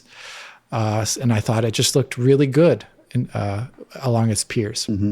It's interesting because I actually bought a 360 at launch, and I think I had Need for Speed, Perfect Dark, and another game that escapes me. But, probably Call of Duty 2, thinking about it. Yeah. And the funny thing is, I wasn't actually that impressed, because for the first time, I think I was seeing games tearing at 30 frames per second. And I was thinking, what's going on? What's going on here? That looks really bad. Now, we'd seen tearing before, of course, but typically on the prior generation, it was at 60 hertz. I think the one that springs to mind was like Gran Turismo 4, where on some of the more taxing levels, you could see a kind of tear line moving up and down the screen. But at 30, it was like really, really quite,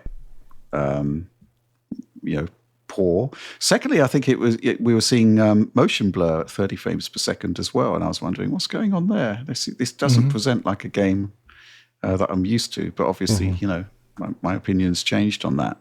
But, in terms of like the generation as a whole, I just think it was absolutely fantastic. And I do think you're quite right, Alex, The Darkness. I remember playing that and thinking, this doesn't look like a 360 game. Yeah, it looks completely different, and dare I say it, doing things better than any other game that I'd seen up until that point. Particularly, there's I think it's I don't know if it's a flashback or some sort of vision or something, but when you go back to like World War One, I think there's an area in that. It just looks incredible. Absolutely incredible. That's awesome. Yeah, that certainly is a signature experience of that particular generation. But there were so many cool things just happening there, man, I'm really looking forward to John's coverage on that.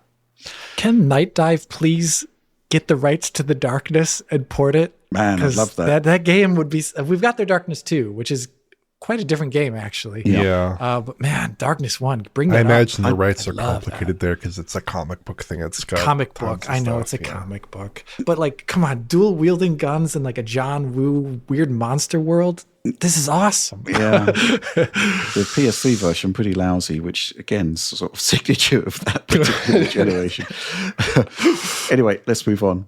Question here from Bulbous_Bow. Good evening, all. I feel like since discovering the tech tuber space, a few maxims have been drummed into my head repeatedly. 8 gigabytes of VRAM is insufficient today, and certainly in the future, the console landscape needs real competition from an entrant that doesn't just provide another AMD box. And indeed, any new console needs at least a handful of decent and exclusive launch games to justify its existence, ideally with experiences not possible on existing hardware. Otherwise, what's the point of even entertaining the idea of a new box? But the hype around Steam Machine is most definitely real, and as a PS5 Pro owner, I'm even a bit excited about it myself. So am I being unfair here? What exactly is Valve's secret sauce that's got everyone, myself included, so excited? That's an interesting question, Oliver, because on the face of it, Steam Machine is another AMD box. The specifications are not exactly senses shattering or awe-inspiring, and yet it's caught the imagination of people in a remarkable way, to the point where, you know, our video is well on its way to like 1 million views now, which we never, you know, in less than a week, which we never really considered.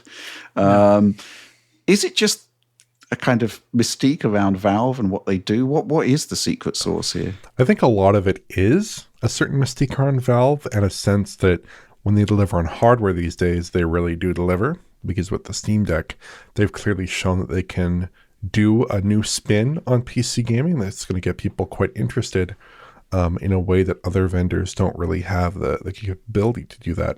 But I think with this device in particular, I think the interest is basically taking PC gaming and making it so you aren't frustrated by it in practice, because the idea of PC gaming sounds good, but the execution is often lacking. And I think that's the key area where this device aims to differ from conventional PC systems in a home theater environment where maybe you could get a lot of the advantages of a console system and a lot of the advantages of a PC system in one box that delivers a more curated experience that a traditional PC box would be capable of. And also, this seems like on the surface, it is just like a potentially a cheap device and a very console-like device in terms of its form factor. You know, it's very cute, very small, this little tiny cube that could fit in your hands quite easily. Relatively compact, little meaty chunk of heatsink there. It's a interesting and like almost charismatic little device to view and behold. So I think that's another part of the fascination, is the form factor, definitely. Mm-hmm. Yeah, I agree with you. The I'm just thinking, they called it the Gabe Cube, but you know, you think back to the GameCube, and I think a great part of its appeal is that form factor. It's just a really beautiful looking device. And obviously there are the Valve associations. I'm just really curious about whether this kind of sort of mystique around the device is actually going to persist once it's in gamers' hands, because it is ultimately, as Bulbous_Bow says here, you know, another AMD box, but with a really nice front end. Alex? I'd say the AMD box part of it is the most boring part, but the Steam OS part is the most interesting part. Right. A move away from the current trajectory of, pardon my French, and shittification of Windows. And so that to me is exciting, to finally have someone throwing their hat in the ring here and say, you know, Windows is getting worse. And I wouldn't ever use it in a television setting with a controller. I'd be using it with a mouse and keyboard, which it actively supports. And I'm excited about it for that perspective, really, and showing Microsoft how to actually maybe make something that is geared towards being lightweight and gaming focused, which Windows has been in the past at some point in time, but no longer is at the moment. Mm-hmm. Yeah, I think there's something to this concept of a games machine that is a PC that just works. Last night I was at the Golden Joysticks presenting an award and speaking to various people from the games industry there. One guy there had just spent £2,000 on a GPD device. I wasn't sure which one it was, but regardless, a Windows update has effectively bricked it. You know, it doesn't play games anymore for him. It turns on, you can run Windows, but games don't work. And the question is, you know, for somebody who doesn't want to or can't debug issues with Windows, who can't do like full reinstalls of Windows, who can't go back and like remove problematic updates from Windows Update. It's like, well, there's actually a massive barrier to PC gaming that we may not be fully aware of, because we do know what we're doing with Windows to a certain extent. Yeah. I say to a certain extent because we're now like just weeks away from when we almost put up a DF Direct with depressed ROG Ally benchmarks because for some reason it just wasn't operating at full speed for some reason, which, the way I got around it was to completely reinstall Windows. I mean, you should not be going to those kind of lengths just to get a working device. I think maybe part of the excitement is that, people actually trust Valve to deliver an experience that is quote unquote plug and play. And of course, combined with the form factor, which is exciting, which does look really, really cool, then I can kind of start to understand why people are really getting into this and want it. Anyway, let's move on to the next question. This one from Ryan Luca. Hello, Foundry Gents, ! Are we looking at a quote-unquote new foundational hardware power tier developing around PlayStation 5 level? We have Steam Machine, PS6 handheld, PS5 power saver, Steam Deck 2, etc., all potentially coming in relatively close to each other and probably looking at having support for new games well into the future. I think there's some devices there that are well below the PlayStation 5 level, Steam Deck, for example. But, Alex, there is something to be said for the fact that we are probably going to be looking at an extremely long cross-generational period, even when new hardware arrives. And that by that point, they're probably going to be well in excess of 100 million PlayStation 5s out there. And maybe that does suddenly become the kind of baseline specification, or within that area, give or take, especially when you've got Steam Machine effectively doing the same thing. Right. And I think reasons for it also, like a lot of the manufacturing congregating around this is just what we talked about in the last section. Oh, wow, everything's from AMD. We're getting a lot of portfolio devices from AMD. So the fact that they're manufacturing of a variety of on the nodes that they're currently on lends to these being the cheapest, best market devices makes actually quite a bit of sense. And I think that's one of the big reasons in terms of like where die shrinking has gone to and the expense of getting smaller lends itself to a device of an SoC that is a certain size, or at least the GPU CPU cluster that is of a certain size, or a GPU of a certain size that says actually this is where it becomes affordable, versus going a bit larger. Series X style is maybe a little bit less affordable. Especially when we look at the price between the PS5 and the Series X currently. So I think there's something to be said about a certain size of processor that is much more affordable than another. Okay. Oliver? Yeah, I just think the reality is that like cross-gen is going to last forever. The economics of game development are such that you want to ship on everything. So you're going to end up wanting to ship on these devices, on these Switch 2s, on these Steam Decks, on these PS6 handhelds, on everything. And that's just going to be the way that it is for a long time to come. But I think it's important to like clarify that there could be a similar band of performance around this kind of like sub PS5 level, somewhere in that range of devices, in terms of rasterization performance in games. But in terms of ray tracing performance and machine learning performance, there's going to be a big difference between like a PS6 handheld and maybe a PS5 in power saver mode, I would presume, dramatically in favor of the PS6 handheld, at least if RDNA 5 is all it's cracked up to be. There should be a fairly large difference there. And that could extend to support for more modern technologies that might not be practical to deliver a game that uses path tracing potentially on a PlayStation 5 console. Maybe that kind of thing would be more feasible on an RDNA 5 based handheld of sufficient capability. Maybe that would be feasible between a combination of ray tracing technologies, of some kind of ray reconstruction variant, and of having a very high RT performance, very performant RT performance. That could be feasible on such a device, but not feasible on another device that does not have that set of features and capabilities? Yeah, that's an interesting question. Basically, I think there's a delicate balancing act here that is facing developers going forward. First of all, new hardware has to justify itself. So, we're going to be looking to developers to actually tap into like machine learning features, ray tracing, etc., because that's the direction of travel. But at the same time, gaming hardware has to persist, has to survive for a lot longer now for various reasons. And how they're going to do this, I'm not quite sure. I guess, you could say that Cyberpunk is a very different experience comparing RT Overdrive to, playing it on Switch 2. But fundamentally, it is still, a very similar game. So, yeah, it's going to be a tricky one. I'm not quite sure how they're going to do it, we just have to wait and see. But I do think that there is this kind of like ability to need to develop games that service a much wider range of devices.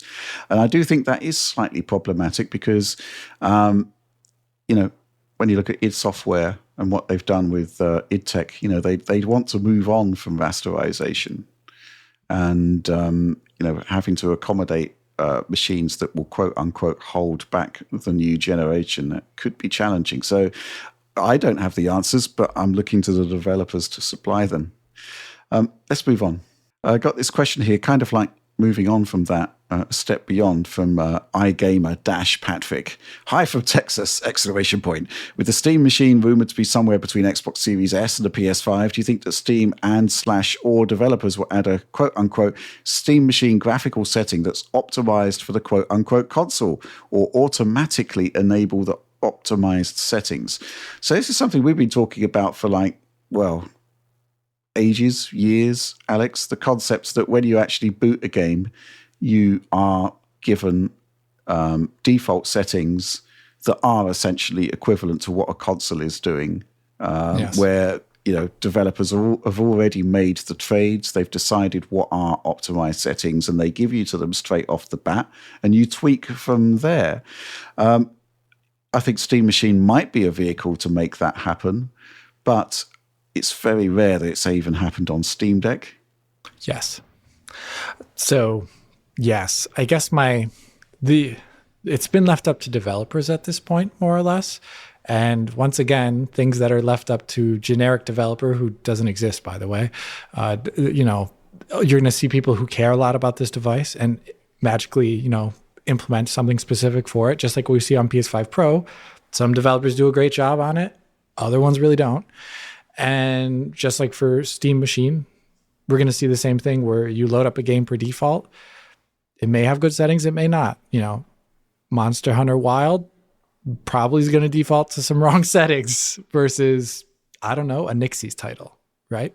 So that's it. I think relying on developers, though, is probably not the best way to do it. I think Valve actually has the ability with their games after install and maybe after first boot. It depends on when INI config files are actually generated for the game, but they have the ability to kind of like GeForce.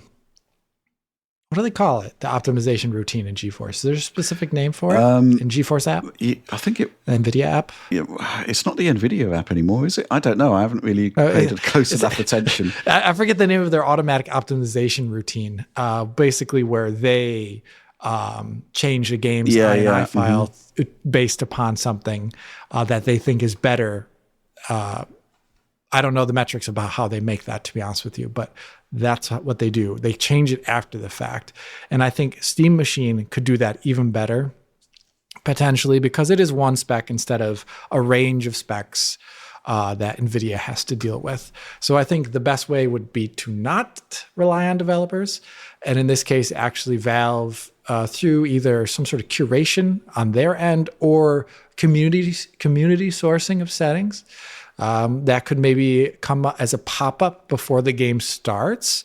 They can throw anything they want before a game starts, technically, using the Steam interface. And they could make you say like, oh, do you want to play this game at 1080p 60? Right. for example. Yeah. And I could do that for you. So I think that would be the way I would do it. Make it as much on the system front end as possible versus in game. Yeah, actually, I've been thinking about this because I think for Steam Machines specifically, it kind of has to happen. I was a bit disappointed when I actually spoke to Microsoft about the Xbox Ally X. It's like, okay, well, you say you've tested 1,800 games and you've got compatibility levels. Well, surely when you were doing that work, you must have figured out what the best settings were. Why don't you give it to the users? And again, the excuse, or rather the rationale, to be a bit more accurate there, was that, hey, maybe the developers should be doing this. But I do think the platform holder has to take a certain degree of control, right? And surely, they can have the resources to have a small team of people to actually come up with optimized settings. I mean, if us and other people on YouTube are doing it, why not Valve? Secondly, they've got a direct through line to the developer. So maybe they should just say, right, okay, well, what are your closest equivalent settings on your Xbox Series X and your Series S? and go from there, and then tweak from there for a better experience on Steam Deck. I think that's, on Steam Machine. I think that's kind of like, it's doable, and it would save a lot of headaches. And I still think it's probably the last hump in the road from basically turning PC into more of a sort of plug-and-play, user-friendly console-like experience. Don't know what you think about that, Oliver. Yeah, I do like Steam Deck presets and games that offer a Steam Deck preset. And I think Steam Machine presets could be interesting. And there could be a good basis there for mainstream systems, 8 gigabyte systems, to kind of piggyback off that work in the same way that gaming handhelds in games like Cyberpunk that have Steam Deck presets get to piggyback off that work and actually get a better and more optimized experience by using that preset. But I think that if you're leaning on developers to provide your kind of Steam Deck optimized settings through a preset, your Steam Machine optimized settings through a preset, that is a serious area of concern, because developers are not typically going to offer things like that for what is ultimately a very small percentage of the PC gaming market. Mm-hmm.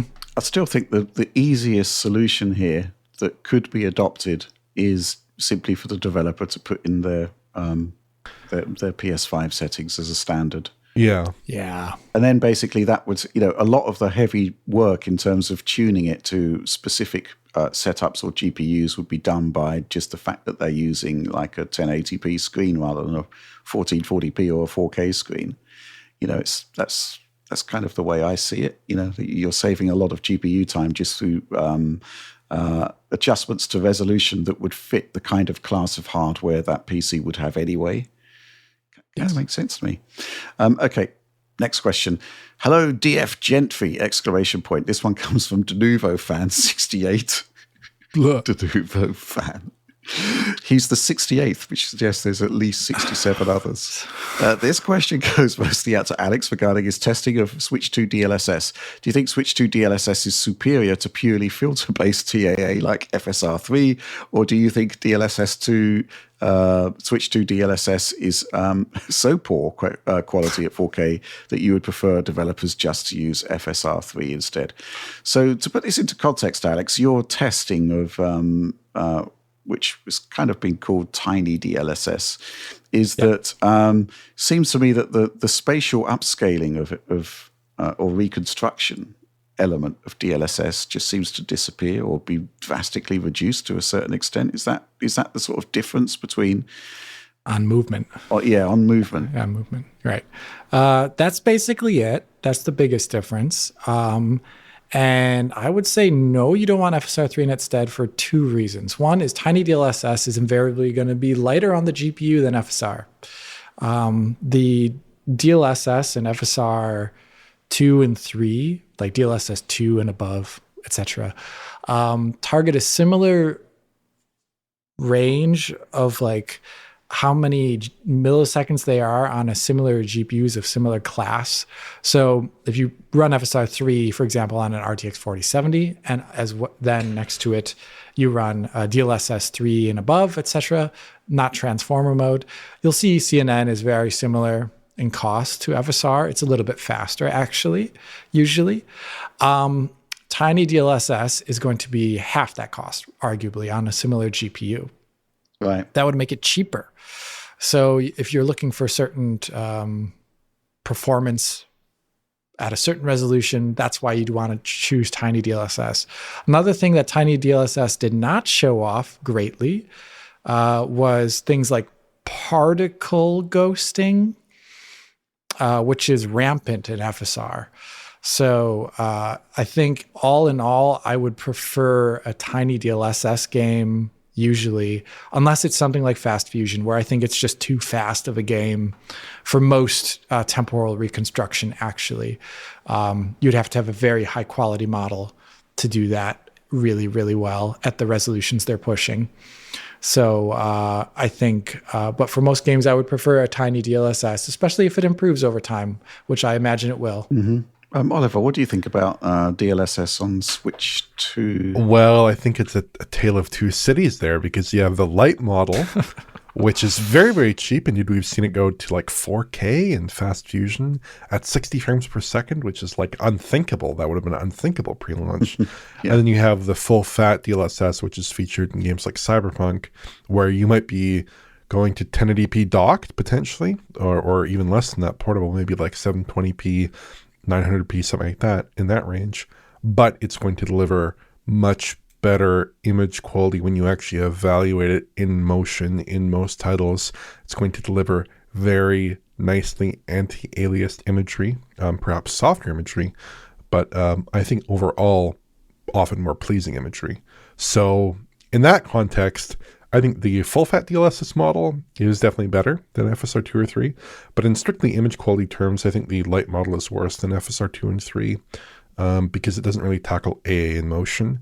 There are exceptions to that, like particles, like Alex mentioned. Also, I think disocclusion fizzle tends to be more of an issue with FSR 2, can be more of an issue with FSR 2, with FSR 3 sometimes, than in DLSS, than in the light DLSS. In light DLSS, you kind of get this area of the image that isn't anti-aliased, but it can clean up a little bit. It doesn't have that kind of fizzle, that kind of salt and pepper look in those secluded areas. Yeah, it's not hyper sharp. Yeah, it doesn't have that weird, odd FSR 2 look, that classic, especially early FSR 2 implementations tended to have that look in games like God of War, for instance.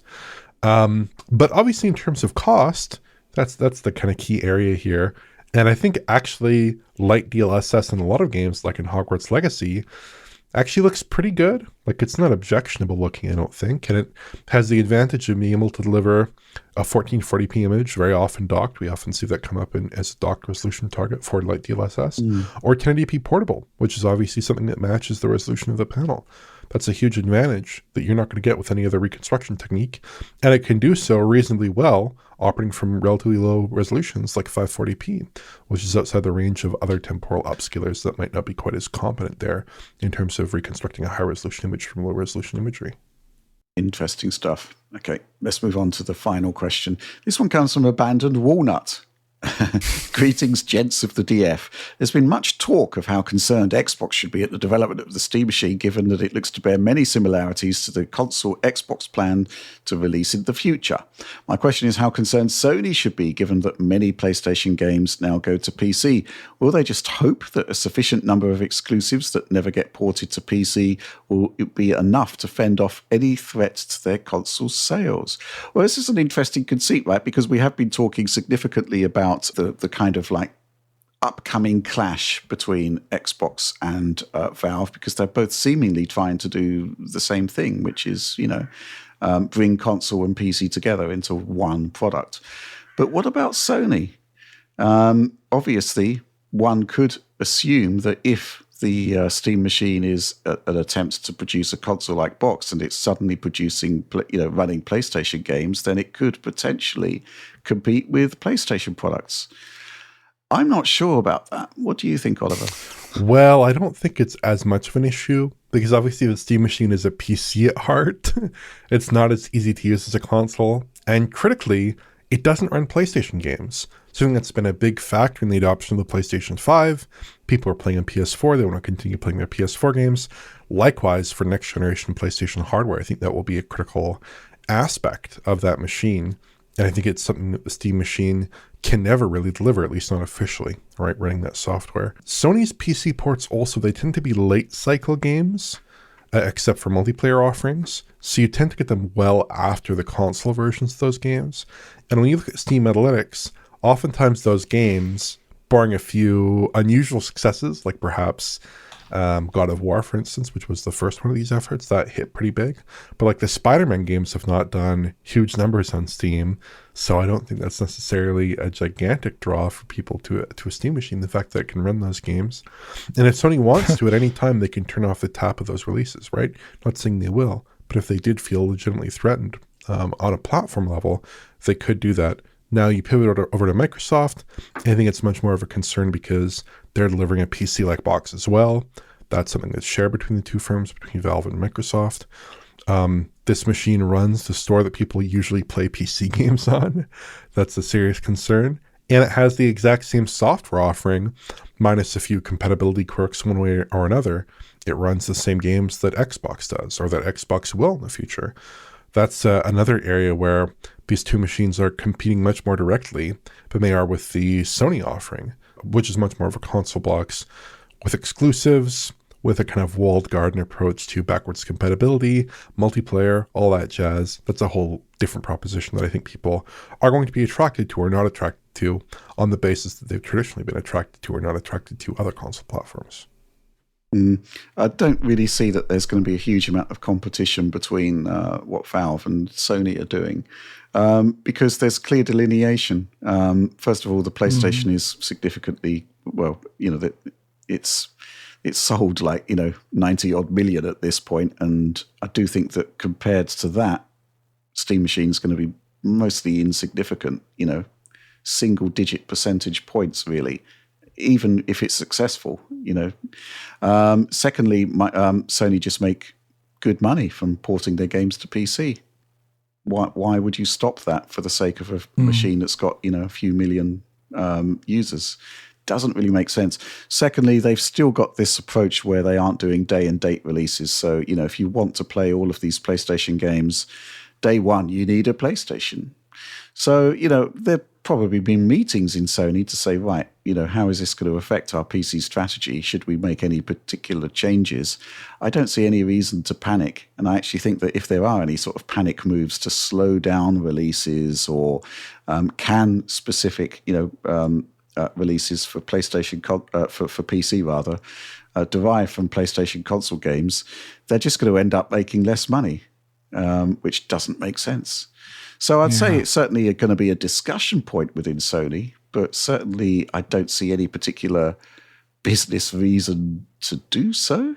Just doesn't seem to make sense. Okay, well, that was the final question. Therefore, the end of the show. So please do like, subscribe, share if you enjoyed it. Ring bells for notifications to you. And what could be entirely imaginary algorithmic boosts for us. But just do it anyway, maybe, on the off chance. Store.digitalfoundry.net for our merchandising wares, www.digitalfoundry.net for our brand new website, and of course, please do consider supporting us. Patreon.com/digitalfoundry makes a world of difference to what we do.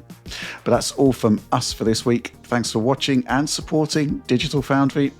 See you next week.